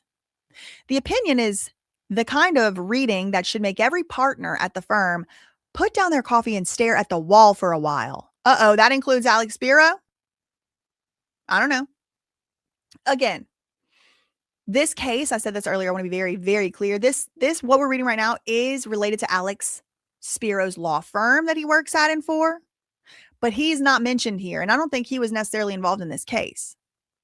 However, it is a sanction order in the millions of dollars from a federal district court judge toward the whole law firm. The conduct of the law firm and its litigation team, according to the judge, implicates a culture, this is a quote, implicates a culture of lawyering that is deeply disturbing. Not a rogue associate or an isolated lapse in judgment, a culture. This is a quote, at virtually every juncture in this misadventure, the judge wrote. Oh, girl, imagine a federal judge saying, oh, man. It implicates a culture of lawyering that is deeply disturbing at virtually every juncture. In this misadventure, these attorneys turned a blind eye to the truth, deliberately failed to exercise diligence, violated their duties of candor to the court, that means of being honest to the court, and then attempted to justify this without any basis. And put a little meme. Ooh. The firm and its, quote, entire litigation team allegedly engaged in a pattern of conduct that included propagating misleading statements from an expert witness. And this was not a one-time mistake. Okay, so let's actually look at what this says. The firm and its entire litigation team allegedly engaged in a pattern of conduct that included propagating misleading statements from an expert witness, lying to the jury, misleading statements from an expert witness that the jury is going to rely on or did rely on. The judge said this was not a one-time mistake that spiraled. He said it was a sustained failure at every turn. Quinn Emanuel has to pay almost $3 million in compensatory damages to plaintiff, plus $100,000 punitive fine. Silicon Valley partners Andrew Bromhall and Brian Cannon are on the hook for additional sanctions of up to $58,000 each. San Francisco associate L. Wang faces a $28,000 sanction, and two other Quinn Emanuel Silicon Valley lawyers. So this is in the Silicon Valley office. The managing partner, Victoria Maroulis, and partner Margaret Shear may face additional sanctions with the judge, who's deferring on their cases now. But the most striking part of the order isn't the dollar figures. It's that these lawyers, Bramhall, Cannon, and Wang, each have to complete an 8-hour legal ethics course. And the Quinn Emanuel firm has to develop the course itself. Well, that sounds about like investigating themselves. Quinn Emanuel, a firm that has never been accused of lacking confidence in its own abilities, has been ordered by the judge to sit down, think hard about what it did, and write its own ethics curriculum. It's the legal profession's version of being made to write, "I will not lie in court" on the blackboard 100 times, except the blackboard cost $3 million. So what exactly happened at Quinn Emanuel? Well, the judge opens his sanctions order with a narrative, detailed, almost novelistic account of the mid-level associate at a well-recognized law firm navigating a cascade of ethical failures over the course of a year. It reads like a professional responsibility exam hypothetical. At the end of the 4 pages, the judge pulls back the curtains. This is not a professional ethics issue spotter. These are facts of Quinn Emanuel's conduct in the instant litigation. You should absolutely read the judge's full description of the facts, but it involves an expert witness with access to embargoed study results, a late-breaking supplemental expert report 6 weeks before the trial, thin distinctions about how and when the new data was obtained that are not apparent to the court or opposing counsel, and troubling phrases like, quote, "Maybe I don't want to know how the expert got the study results early." Okay, so pretty much like somehow, some way, this expert got the results of this study and he wasn't supposed to get them, or she wasn't supposed to get them. And so they never really explained that. The judge's conclusion was that the associate and her law firm deliberately and knowingly misled the court. And when asked about it afterward, the associate doesn't believe she did anything wrong. I need to know if it's one of them ones that was on the Milagro Cooper case. The judge did not pull any punches on what's really at stake here beyond this one case. He said these actions are particularly damaging to younger associates who take their cues and learned their practice from partners who failed to model ethical behavior, creating a vicious cycle. That's the line that should haunt the firm's leadership, including, I think, Alex Spiro. Ain't he in the leadership?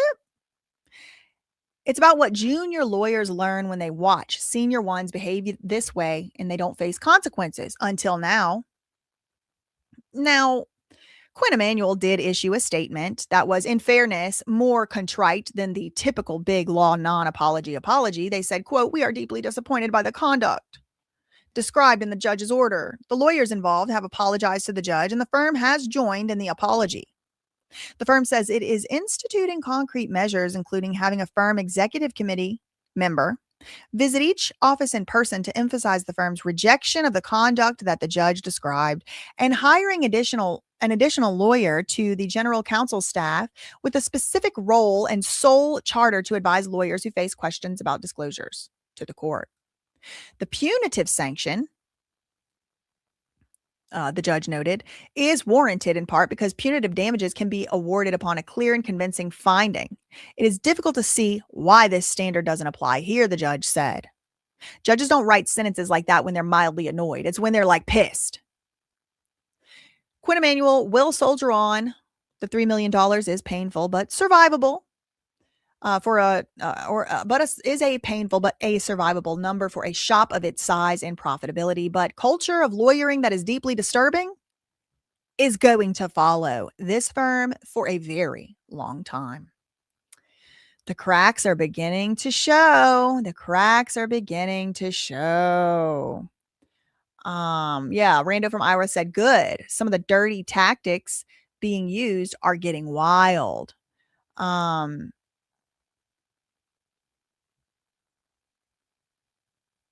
No, we haven't talked about Brittney yet. We're actually about to move on to that soon. In the meantime, real quick, first, I need to set up, have an announcement to make. I have the video on BJ Investigates is going to be premiering in about 1 hour, which is a good thing. And I need to set up the redirect. So if you will bear with me for a moment while I do that, and then we will move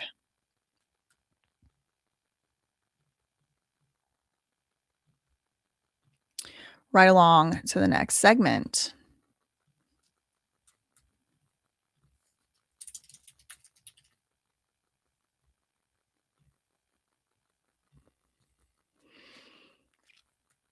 Okay, let me pull it up too so y'all can see it.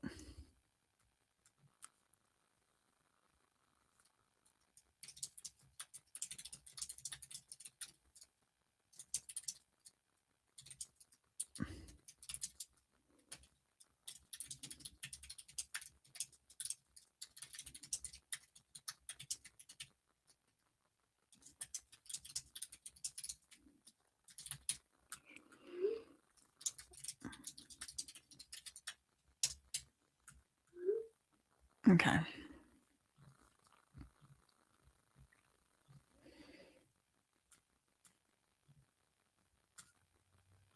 Okay, so I want to show y'all this here. It's my other channel, BJ Investigates, and this is the video that is coming out in about an hour. Now, I guess about 56 minutes. And it is called You've Been Lied To about Britney Spears. I don't know why that picture is blurry like that. Oh, there it goes. Ting. Oh, I'm not subscribed to my own self. I thought I was. They be unsubscribing me. Anyway, there's Jamie, there's Lou, and I have like about a 2-hour video coming out later today. And we are going to go from this live stream we're in right now to the Britney Spears video. And I wanted to talk about Luigi Mangione. I wanted to talk about some other stuff today, but I mean, pretty much like I'm just running out of time because I didn't plan on talking about the Aunt Heffy situation. So since I did talk about it, that ended up, taking some of my time. So, that's okay. There's always next show. The story ain't going anywhere. So let me pull up. This is the first video. Okay. First of all, let me tell y'all, this Britney Spears video is the longest video on BJ Investigates I think I've ever made. It's definitely the longest recording for a single video. I mean, I've done longer recordings, but then I ended up having to split them into parts. So this is really going to be like a magnum opus, a portfolio, video. If you've followed me since the Britney time, I mean, this video, we've been working on it since March. I think I've recorded it maybe at the very beginning of April, but I have been working on this for a long time, and the editing, ThatSurpriseWitness BJ Investigates editing department has been working on it for a very long time. It has a lot of clips and has a lot of newspaper clippings, and we kind of are going to walk through an entire 30 years, 25 years of media and propaganda and look at specific words and how, different words and people and characters and players have been used to craft a story, to manipulate the public, and a lot of stuff. Okay, we're going to talk about the conservatorship. We're going to talk about the custody. I mean, it's like almost 2-hour long video. So even though it is very, very long, there was like hours and hours worth of stuff that I could never get to. And yesterday we talked for, about an hour or maybe more about, maybe it wasn't that long, but we talked about these articles here. And as you can see, there are little timestamps by these things. And this is because I actually had to make a web just for this video. Okay. So all of this stuff here is stuff that may or maybe won't make it into the Britney video tonight. But a lot of it will. But even if it does make it in, it'll be like flashing on a screen real quick. And it's not going to be like me talking about like the full article. Because look, if I sat here and tried to even read all this stuff, it would take me 2 hours. And that's without saying any part of the story. So I kind of set it up like chronologically, but then we kind of come back around to some points. So, for example, yesterday we talked about who had different incentives to lock Britney up, for lack of a better word. And that could either be in a rehab, in a conservatorship, in a contract, in a relationship, stuff like that. And there were major financial incentives for many of the parties directly involved and the peripheral parties. And as we discussed yesterday from these articles from about 2008 or so, Britney Spears herself was a multi-million, if not multi-billion dollar industry in and of itself. She was the number one most lucrative person to make paparazzi articles and pictures about, to publish paparazzi articles and pictures. They were calling it the Britney economy, the Britney industrial complex. Britney Spears giving her dad a pay raise. This is family members having incentives to get paid out of Britney's estate. This is lawyers having incentives to keep Britney in the conservatorship, including her own government appointed lawyer who is getting paid out of her money, and her dad, her conservators lawyers, and her conservators. Like, everybody's getting paid out of Britney's money. So I was kind of talking about the financial incentives because that's what I wanted to focus on to provide some context. I know you can barely see it even at the 30,000 feet. And y'all, this is all for one video. This is for one video. So really this whole saga originally started. Oh, did y'all not even see? Sorry. This is all for one video. I don't know if I had it up or not.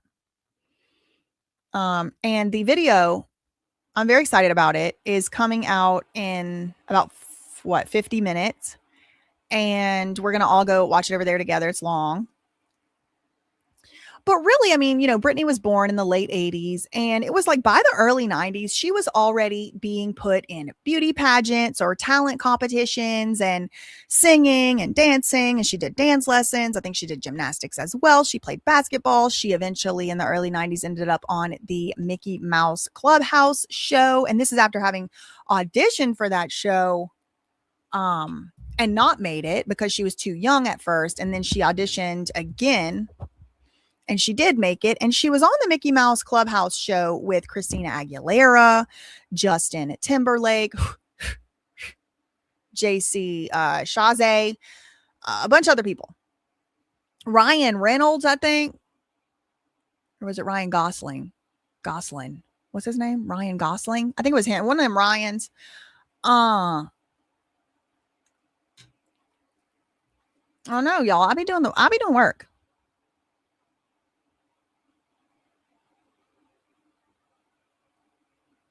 Shout out to the work from home moms. Ryan Gosling. Okay, good. Okay. So that was the early 90s, the Mickey Mouse Clubhouse show. And then, so Britney had kind of like, I perceive it as a child career and then an adult career. But then there's a little bit of a transition. So when I say adult, I don't mean legal adult. I just want to be very clear.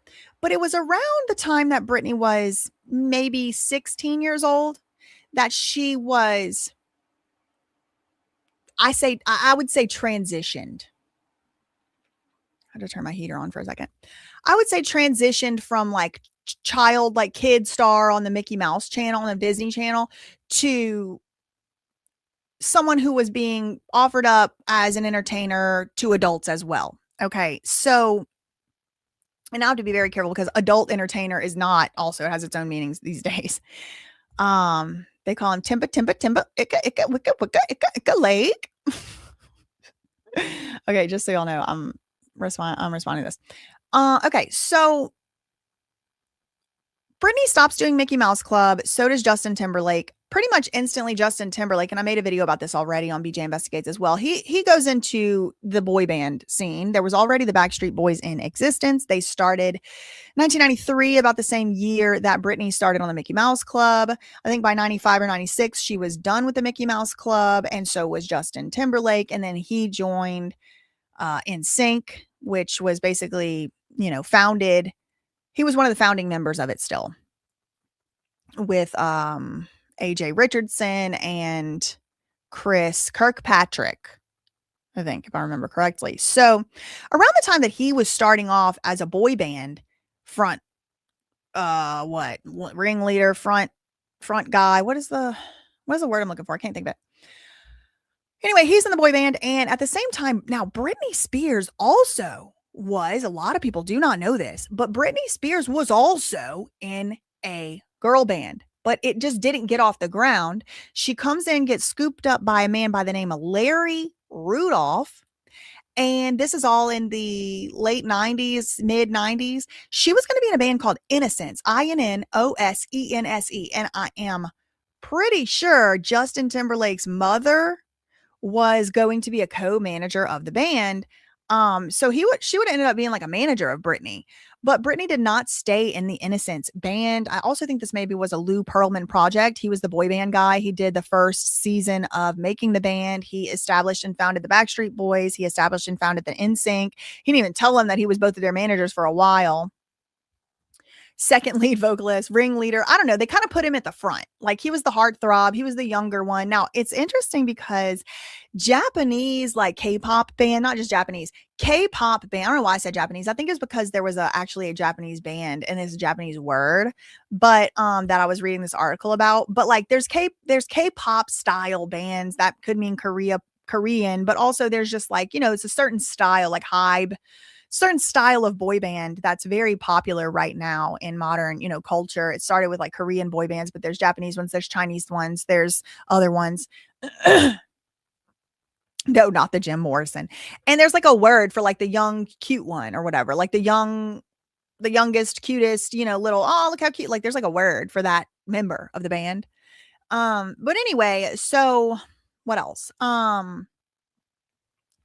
A lot of people don't know Britney started out as also going to be in a girl band, but then she got kind of, I don't know. I don't want to make it seem like I'm accusing anybody of anything. I'll just say she ended up going a different path, and that is when Larry Rudolph ends up stepping into the picture. And Larry Rudolph would follow Britney throughout her career all the way up into the 2020s. And he's still, I think, slinking and sliding and slithering around, albeit maybe not with Britney Spears's catalog. Macne, is that the word? A lot of y'all are saying that. Anyway, okay. So maybe Demi was on Barney. Selena was on Barney as well. So really all this starts in like kind of the early 90s. But most people would equate Britney Spears popping onto the scene in the late 90s, 1998 or so. Hit Me Baby One More Time. What was the other? There was two songs early on. Hit Me Baby One More Time. That one. What's that one called? Baby One More Time. And then there was another one. What was the other song that was early on? She's wearing the red suit. Was she wearing the red jumpsuit? Was that Toxic? No, that was the Airplane.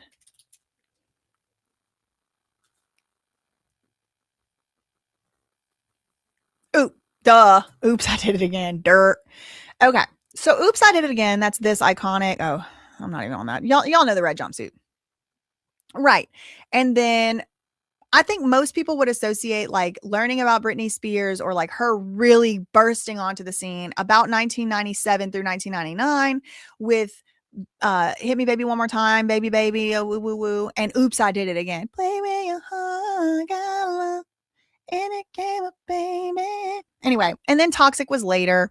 But I would say that's what most people associate with it. So, like, even though she was like 16, 17 years old at the time, maybe even 15 when she was doing some of those photo shoots, she was being positioned as like someone who was like an artist that wasn't on Barney. She wasn't on Disney. I mean, she was, but like, you know what I mean? Like, it was more MTV, like teen, adult.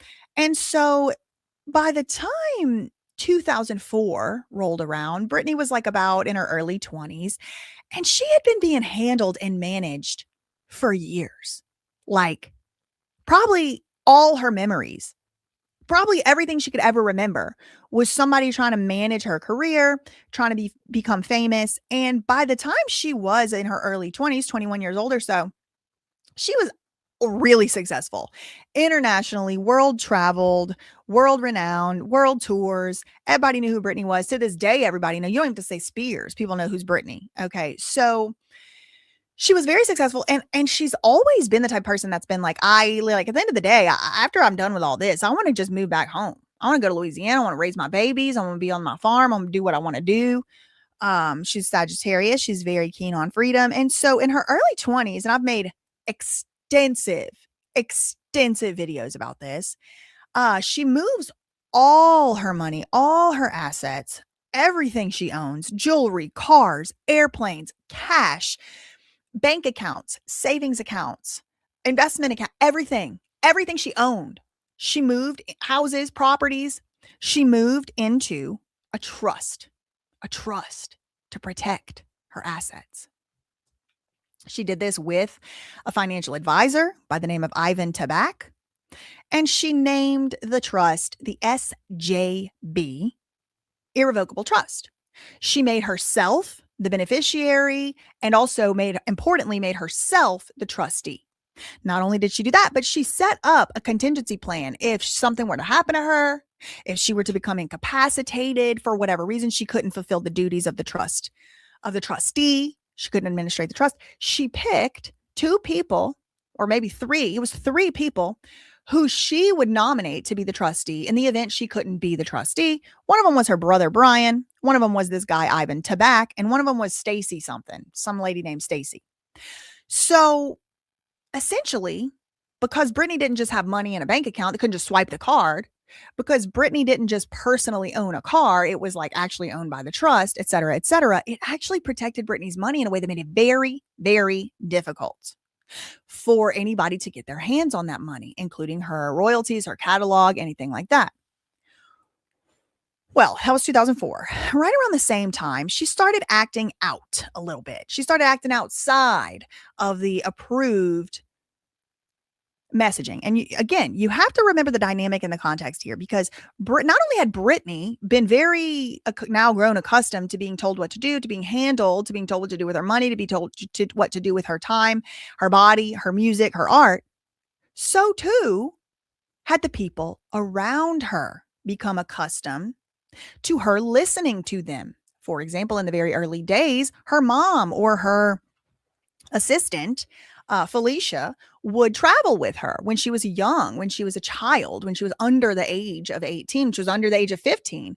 She would have chaperones from her family travel with her. Now, it was rarely ever her dad. Rarely ever did her dad travel. He was actually couldn't be bothered with doing all of that. Then, like I said, once she moved from being in the Mickey Mouse Club to being a solo artist, she had other managers, business managers, publicists, financial accounting managers, this, that, and the other. And all of them people, because Britney was still a child. I mean, she was 15, 14 years old, maybe 13 when she got done with the Mickey Mouse Club. I mean, 14. She needed help. She needed these people to do this. She was a kid.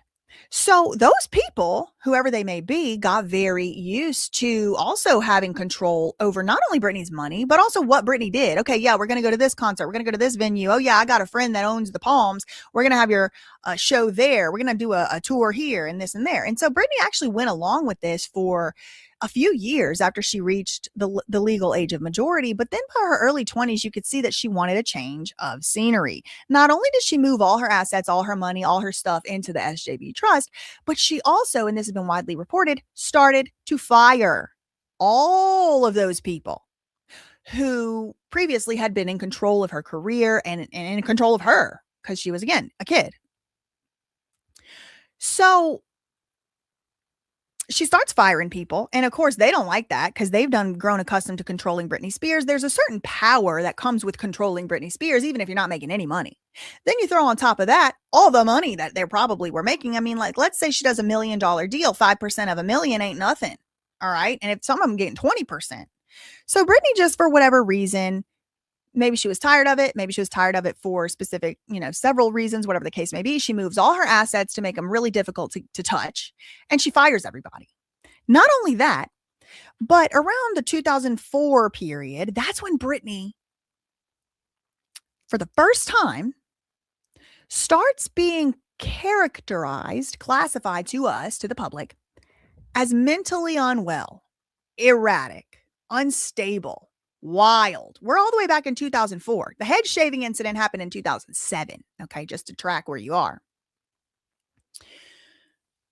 2004 is when she married Jason Alexander, who was a longtime friend from childhood, and they had known each other, Britney and Jason Alexander, for decades, and they had even gone to like pre-K, kindergarten, whatever, together. He's now married or whatever, but this is back in 2004, 22 years ago, and Britney marries this guy. And within, a day or two, the wedding, the marriage is annulled. Now, this was the first red flag because people were saying it was a night of drunkenness, that, and the other.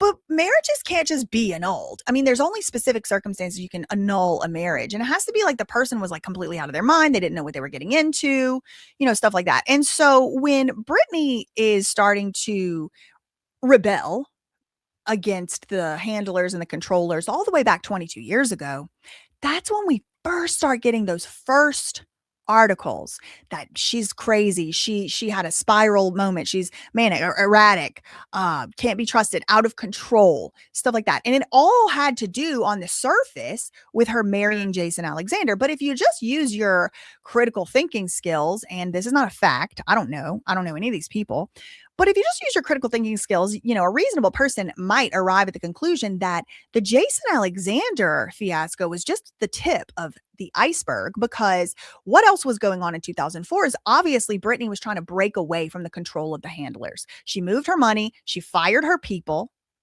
she started behaving differently, and she got married to someone who she presumably really trusted. This guy is somebody she had known since before she was famous. And so, yeah, they were able to run all of these articles that Britney's going crazy and she's going insane. They also ran some articles that said that she had been shaking up her management team and taking different steps than before and going in different directions and things like that. But it's almost as if all the way back in 2004, you can see that the people who had control of the narrative, the PR people, the people who had the numbers to Hollywood Life, TMZ, Perez Hilton, X17. It's almost like they were retaliating against Britney Spears. They were the one. Do you think Britney Spears ever was the one that called up the tabloid? Hey, TMZ, it's Britney. Let me just tell you some. No, probably not often, if at all, ever. Who was the actual party involved with? Who was the actual party who was involved with the communication with these tabloids, right? Who are the people or the person? Because it ain't Britney. So who was it? And this is a predominant question of my video coming out later. Ask yourself, who are these people? Who had something to gain or lose? Put a 3 in the chat if you understood that reference. Who had something to gain? Who, again, what were the financial incentives for making Britney look crazy? Well, we already definitely know the paparazzi was entirely built on Britney and the Britney economy. Britney's parents, or at least her dad, in fact, made millions of dollars off of Britney being in a conservatorship. The lawyers, in fact, made millions of dollars off Britney being in a conservatorship. The tabloids themselves, the the paparazzi companies themselves made hundreds of millions of dollars over the years off of Britney. And so there are all these people who had a lot to gain by making Britney look crazy. For example, the hair that Britney shaved off that infamous head shaving time auctioned off for, I believe, $1 million. So the business of Britney out of control, erratic, and spiraling is something that has always made people money. Swept by the Sea said, how can you even like humanity after all this? You know, it's a good question. But for me, it's very easy to answer the question because yes, there are parts of humanity and aspects of humanity that did do this to Britney Spears. But there are parts and aspects of humanity who also, out of the goodness of our hearts, out of just a feeling of concern and love and care, advocated for her so completely, wholly, totally, and consistently. And I wasn't one of the first ones. I don't even want to act like I was one of the first people to do so. But when I joined in on the Free Britney movement, and it was already in existence, and it was people who really just loved her, cared for her, and wanted her to have her human rights. And the fact that at least, you know, there was that aspect of humanity, it makes me not hold the Free Britney, I mean, the Britney enslavement situation against all of humanity, because in fact and indeed, it was people caring, truly caring about her, truly loving her, truly caring about her best interest, who didn't really maybe have all these conflicts of interest, who also helped to save her. Now, there was this whole, you know, backlash and infighting within the Free Britney movement where people were saying, we didn't save Britney, she saved herself. True in some ways. If Britney Spears had not come out and actually advocated for her own self and used her own voice, it's very unlikely that the Free Britney movement would have gotten much traction beyond just kind of annoying the conservators. So in a way, yeah, Britney's voice was necessary, and her advocating for her own self was absolutely necessary. And I don't think she could have gotten free without that. But I also don't believe Britney Spears would have ever gotten free without the Free Britney movement. That's my opinion. Because when I first started in the Free Britney movement, it was lock and key. I'm not trying to say I'm the reason either. I'm the catalyst either. I just happened to join at a certain time of right before an increased velocity of interest. But Britney had been locked away safely and successfully for about 13 years. So it is very difficult to know whether, you know, the Free Britney movement did it all or whether Britney did it all. But it's my opinion and belief that it was a true concern and a love for Britney Spears, mostly by strangers or fans, or just people who wanted to see the right thing be done and knew that this was wrong, as well as for sure also Britney Spears advocating for herself. And I know that that must have been very difficult, and I can't even fathom what the lady went through. So in 2004, that's, you know, whenever these headlines really kind of like start, and then we move up to 2006. Britney is now at around 2006, 2007 being sort of courted by Lou Taylor. That's what I believe. And Lou Taylor was trying to pretty much build her fledgling. I mean, at this point in time, it's difficult to imagine that Lou Taylor was ever anything other than like this, like Hollywood, you know, mob boss or something. Like, she's just so freaking powerful. She manages and has managed so many important people, so much money. And like her company manages like every aspect of people's lives, like the security company you hire, the type of refrigerator you get, your maids, your stylist. I mean, it's everything. It's like a whole life management firm. Yeah,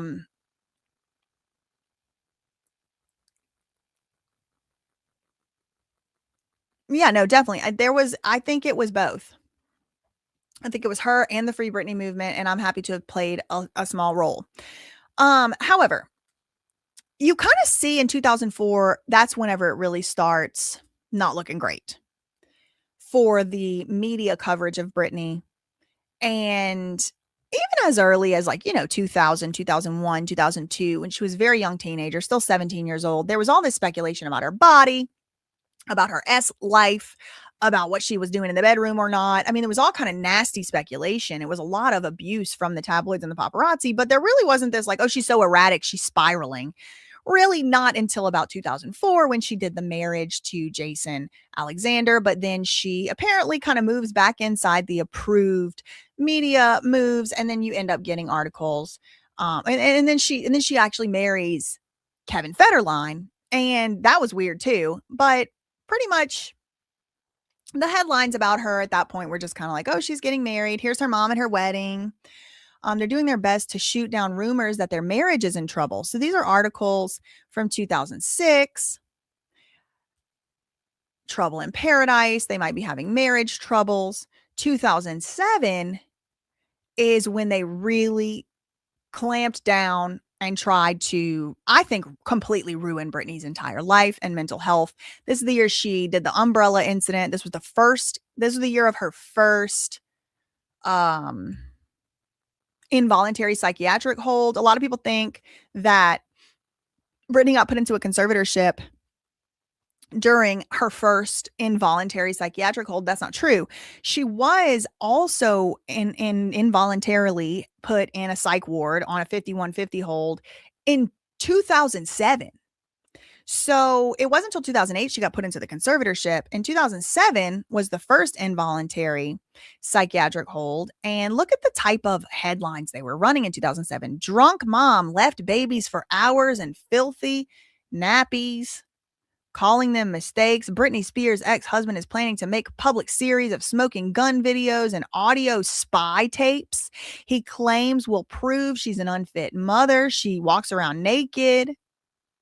Her attorney, Laura Laura Wasser, Beverly Hills lawyer, will fight to keep the child custody battle private. Yes, because they didn't want us to know anything that was actually going on in court. They only wanted us to know what these tabloids were saying. You start getting things like this. Friends fear for toxic Britney. Okay. And they're running this stuff right next to like Osama bin Laden articles. Never far away, Paris Hilton and Kim Kardashian. Bonkers. Britney has her head shaved. Britney's loved ones fear that rock bottom is near. Breakout hero star. Oh, wait, hold on. Britney Spears' hard partying spree continues to spiral out of control. Fans are wondering what those close to Britney are doing to help. Okay, this is 2007. This is almost 20 years ago. Doesn't it seem kind of familiar to like the exact stuff that's literally being said today? There was somebody in here who had to pay me. I mean, they're hid from my channel now. I rebuke.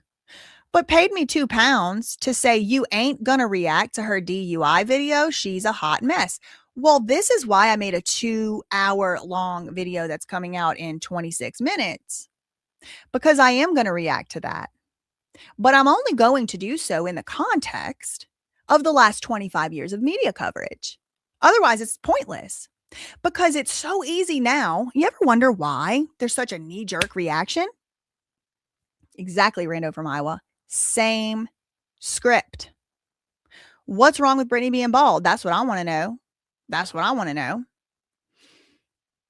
They wanted her to log herself out in real life. It seems like maybe they did. But yeah, there's Britney DUI video, but you cannot, none of us, me, you, nobody in the literally world could possibly view a Britney Spears DUI video outside of the context of the last 25 years of media coverage about Britney Spears. We have been given a script. We have been given a script that has continued to play over and over again, such that most of the United States of America and most of Western civilization is completely hypnotized, legitimately hypnotized by Britney Spears's any story about her. So much so that there was this idiot in my chat trying to say Britney Spears deserves to be a slave because she got a DUI. No, she doesn't. She didn't even blow above the legal limit. And these are things that people don't really consider because they're literally hypnotized, completely hypnotized.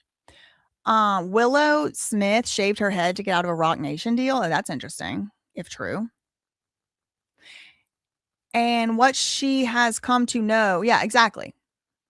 So 19 years ago, over 19 years ago, look at this first paragraph.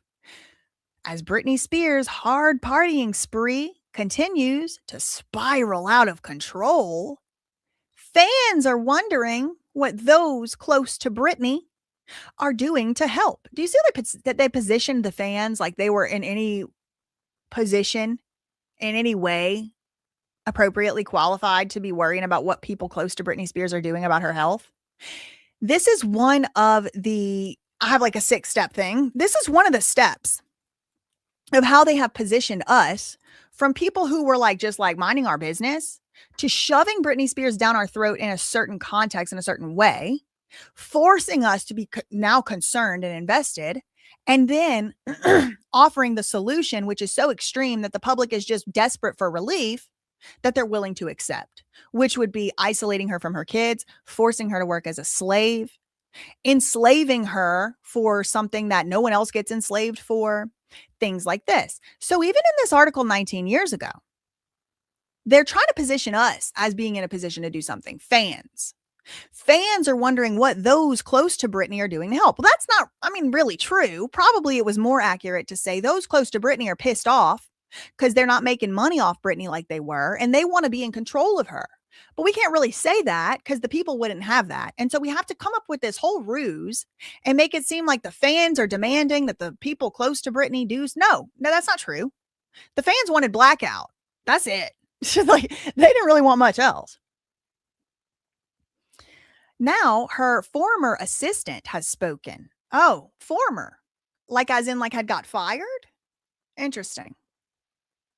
Reportedly saying in a poignant online message that she's crushed and saddened and heartsick by the way Britney's life is unfolding. That's interesting. Let's check out some other 2007. This is from 2006, actually, right here. Baby news. Britney Spears heading for breakdown before baby.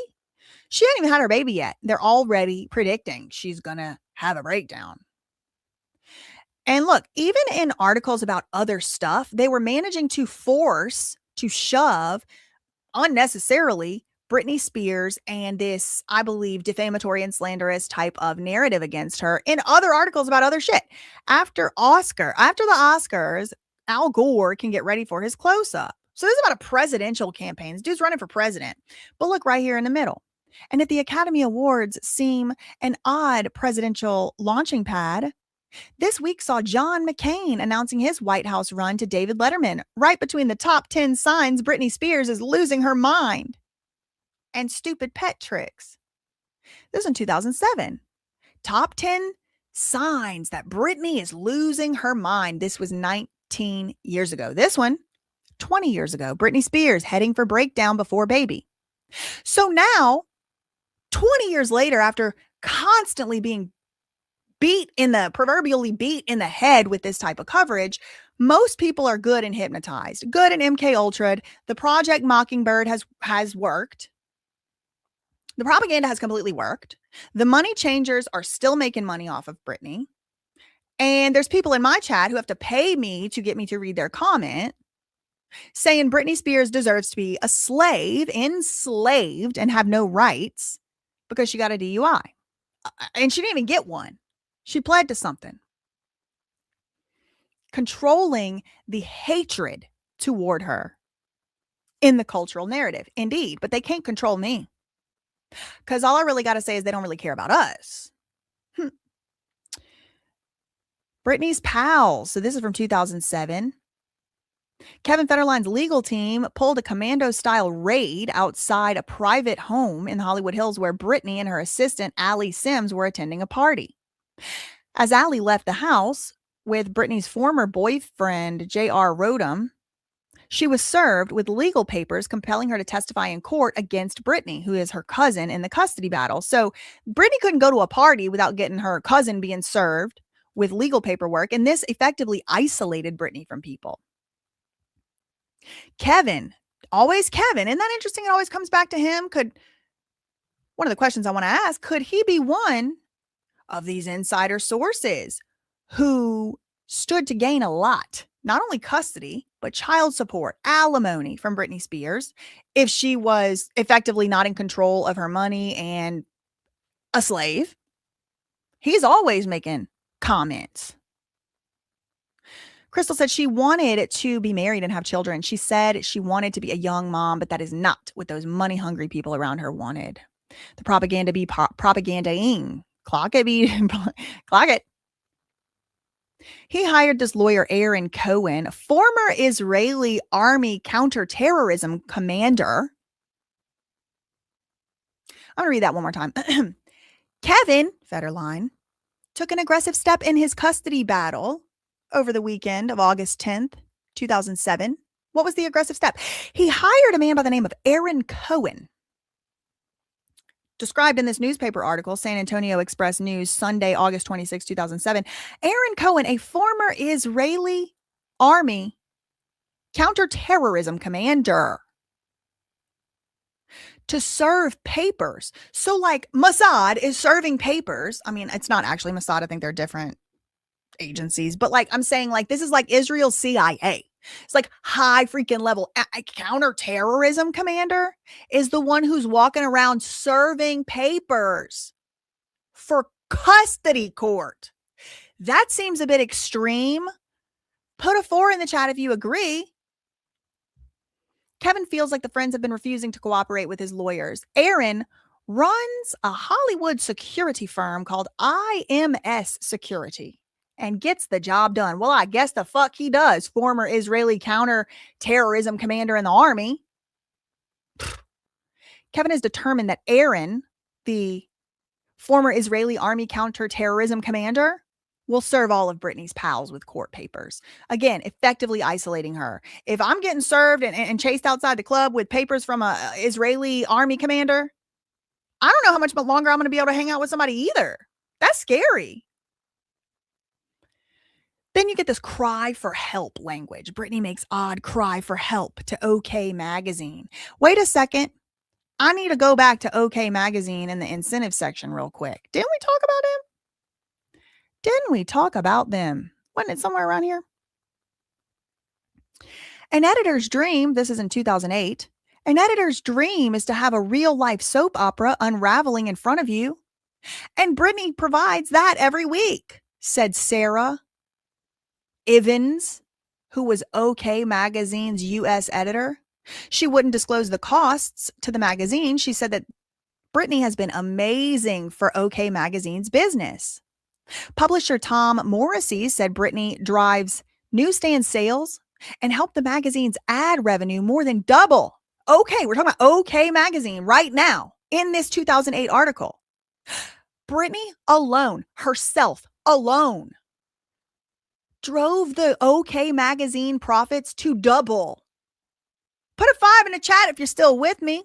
Can I get a 5 in the chat if you understand the implications of what I'm trying to tell you?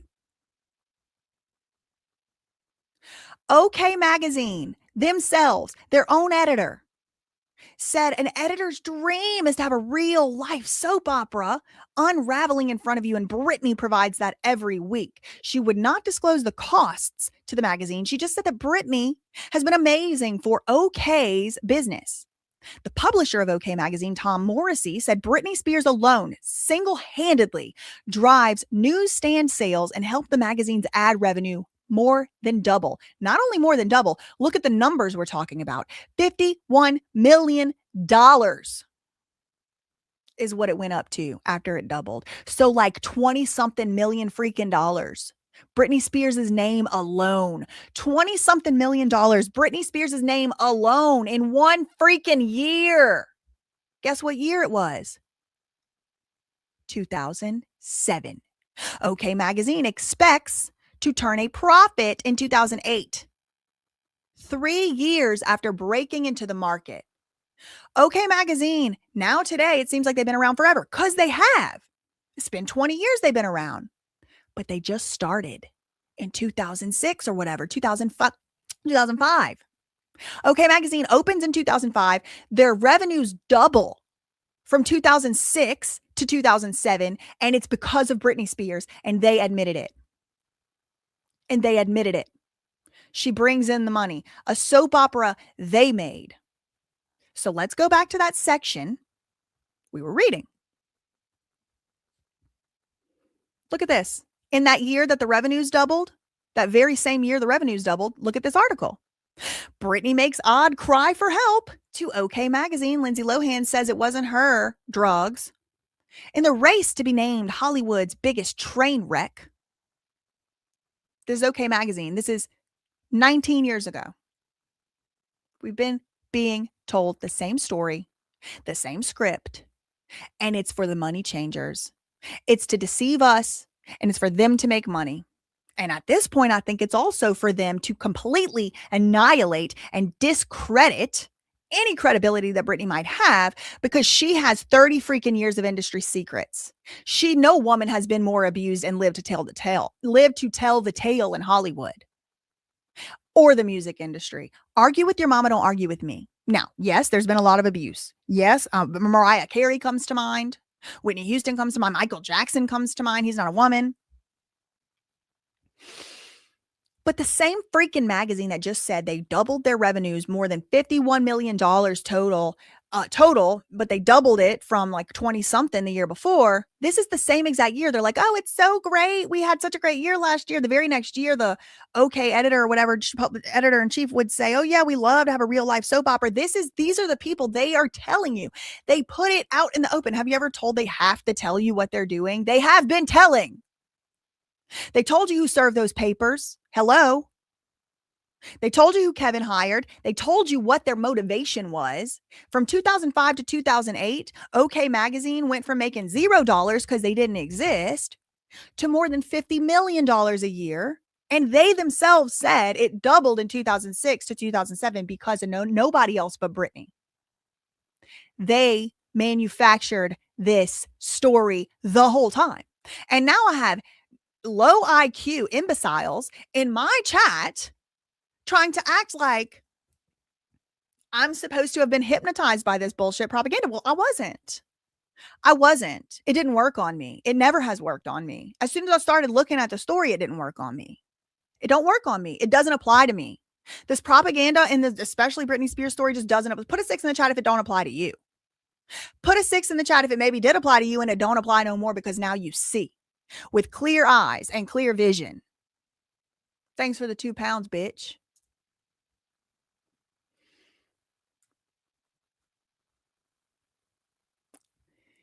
Now, the magazine that's making hundreds of millions of dollars on Britney Spears over the years says in the race to be named Hollywood's biggest train wreck, Britney Spears is giving Lindsay Lohan a run for her money. Guess who Lou Taylor also tried to put into a conservatorship according to her parents or her father, Lindsay Lohan. Lou Taylor, according to Lindsay Lohan's father, Michael Lohan said Lou Taylor tried to put Lindsay Lohan in a conservatorship. He said that more than once. Make sure you check out Slave Princess by Liz Crokin, the best Britney documentary there is, if you haven't already. Because Michael Lohan does an interview in there. The troubled toxic singers, I think they gave her that song so they could call her a toxic singer. I literally think they had made her sing a song called Toxic because they wanted to call her a toxic singer. People will do anything. People will sell out their own mama for a corn chip and a bus ticket to Hollywood. All right. So you don't think people will make Britney Spears sing a song called I'm a Slave for You just to throw it in her face, or Toxic so they can call her the toxic singer in a multi-billion-dollar propaganda economy? Because I definitely think they would. Recent attempt to rehabilitate her badly tarnished image. Why is her image badly tarnished? Because of tabloids like OK.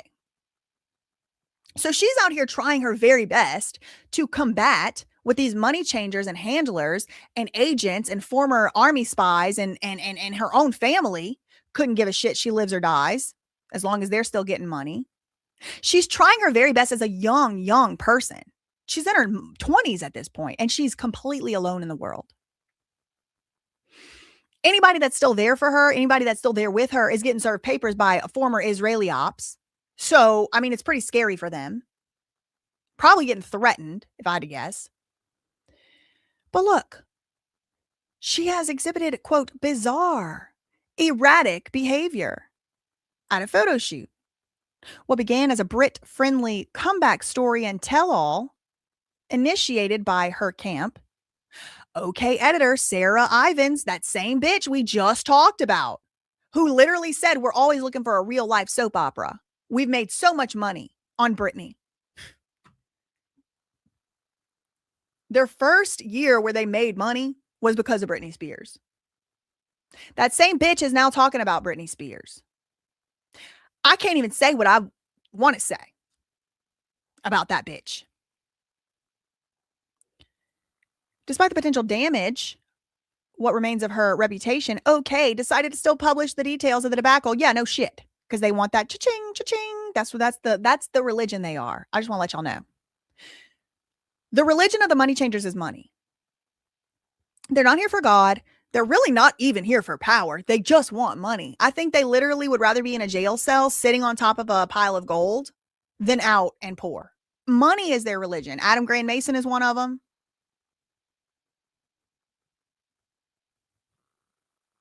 A week after her rep, who's the rep? Who's the rep? A week after her rep confirmed she quietly checked herself into rehab. See, 2007, they're already starting the rehab narrative. Oh, sorry. This is Bridget Nielsen. Okay, so let me move over. That's not that. We can buy Britney's behavior as being a cry for help. What worries us is whether anyone is listening. Okay, so that was the Britney one. Okay, I found to be so flabbergasting. My flabbers were gasted. I'll say that when I saw that OK Magazine was one of the biggest contributors to the downfall of Britney Spears, specifically her public reputation. They actually actively helped to tarnish Britney's reputation. But that same magazine was admitting in the newspapers that they doubled their revenues because of her alone. Aggravating. So annoying. Friends fear for toxic Britney. K-Fed steps up. Also 2007, right? They're building us up. Why? They're getting us involved. They start with, oh, she's spiraling and erratic. Then it's loved ones are concerned. Kevin is concerned. Then it's going to move up and escalate all the way to like her kids are in danger. And it kind of puts the public on edge. Like, oh my God, like we've watched this little girl grow up into a woman and it's so scary. And like she needs help. The people close to her are saying this is what she needs. And so by the time they take such an extreme measure, which is literally slavery, I'm not even going to call it modern day slavery. It just is slavery. Like it's not modern shit. It's ancient. It's ancient slavery where somebody is completely stripped of all their legal rights and they don't have anyone they can call. They can't call the cops. The cops are in on it. They can't call the judge. They can't call no one can help them and no one does help them. They have to do whatever their owners tell them to. This is slavery.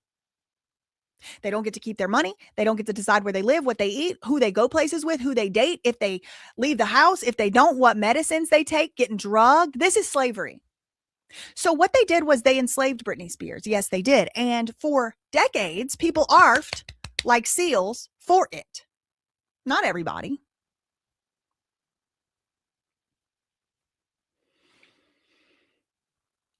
But it starts to escalate in 2007. Unpredictable. Britney's award comeback is the talk of the town. MTV Video Music Awards featuring a much hyped opening number by Britney aired, and she was completely sabotaged on this performance. She talked about this in her book. And look who's never far away. Paris Hilton. She's always kind of benefiting from being adjacent to Britney Spears in real life and in the tabloids. Cohen, last name Cohen, Las Vegas. That's where Britney would end up doing her residency. So the powers that be in Las Vegas had a huge incentive to make Britney look crazy. Because here's something that so much stuff came out during the conservatorship, free Britney, conservatorship wind down years that we kind of forget a lot of that stuff. But do you remember that one of the conditions precedent upon which Britney's residency was based is that she was in a conservatorship? Put another way, Britney had to be in a conservatorship to be in the residency. If she got out of the conservatorship, the residency could end. Because why? Because Britney didn't enter into the contract. Britney was not legally allowed to enter into the contract. Legally, a judge stole away Britney Spears' right to even decide whether she had to perform or not. If she had such bad freaking dementia, why in the hell was she being signed up by her dad and Andrew Wallet to swing from rafters, remember choreography, remember songs, and dance like a show pony every single freaking night in Las Vegas for year after year, and go on world tours if she was so sick and so fucked up mentally she couldn't even enter into a damn contract? Then why is it that she was being entered into contracts by her daddy to be a slave? Nobody's ever able to answer that when they're asking me their dumb little bitchy little questions, I find. That's what I find. But back in 2007, unpredictable, Britney's award comeback is the talk of the town. She was completely set up, sabotaged. Justin Timberlake confronted her backstage. She was supposed to be working with that guy, David Blaine or Chris Angel. He didn't show up. Somebody was supposed to be doing something with animals or this, that, and the other. They didn't show up. Britney's hair extensions looked like they did because the hairstylist didn't show up. They had just changed the aspect ratio where actually it's incredible. If you ever see the side by side, and I've made videos about this too. Remember whenever there was a time where most people had the square TVs, and then maybe about 2005 to 2009 period, people started so-called upgrading with the widescreen TVs. Well, that required like MTV, VH1 and them to start using different aspect ratios when they shot and uploaded the videos. So they shot Britney Spears in the square frame, and then they aired it in the wide frame. So instead of getting a natural representation of what Britney actually looked like, they spread her out on purpose, her body out. They spread the body out to make her appear to be even so-called fatter than she was. Why? Because they ran all these headlines the next day and the next week about how she's so fat and she's a porker and she's a piggy. First of all, even in the videos that aired, she was not fat considering she had just had 2 kids in 2 years. But she also was artificially stretched out on purpose to be made to look even wider than she actually was. All of that happened. And then they run articles like this about the performance. The MTV Music Video Awards, or Video Music Awards rather, featuring a much hyped opening number by Britney Spears, aired live last night from the Palms Hotel in Las Vegas. Is that the Maloofs that owned that at the time? Because that was Larry Rudolph's friends, from what I understand. The same one that was still pissed off at Britney for firing him. You see how the racket alleged, based on all the publicly disclosed facts that I just said, nobody did any crimes that I know of. Nobody's been convicted. But this looks like a racket to me from the Las Vegas mafia. The manager that's pissed off that Britney fired his stupid ass is running around Vegas trying to set up this thing and that thing. But before he can do that, he needs to completely annihilate and obliterate Britney Spears mentally, emotionally, spiritually, physically, and every other way. That's my opinion. I mean, I don't have any facts. This could be a schizophrenic illusion. I mean, I really don't know. These are the types of things we're going to cover in the video that's about to come out right now. If you stay where you are, you will be redirected. If you can't stay for the whole 2-hour video, I really, really ask you, please. I've worked so hard on this video for the past 6 years. If you could please just go over there, click the like button, make a little comment. I would genuinely really appreciate it. It doesn't cost you anything. And I'll be over there in the live chat.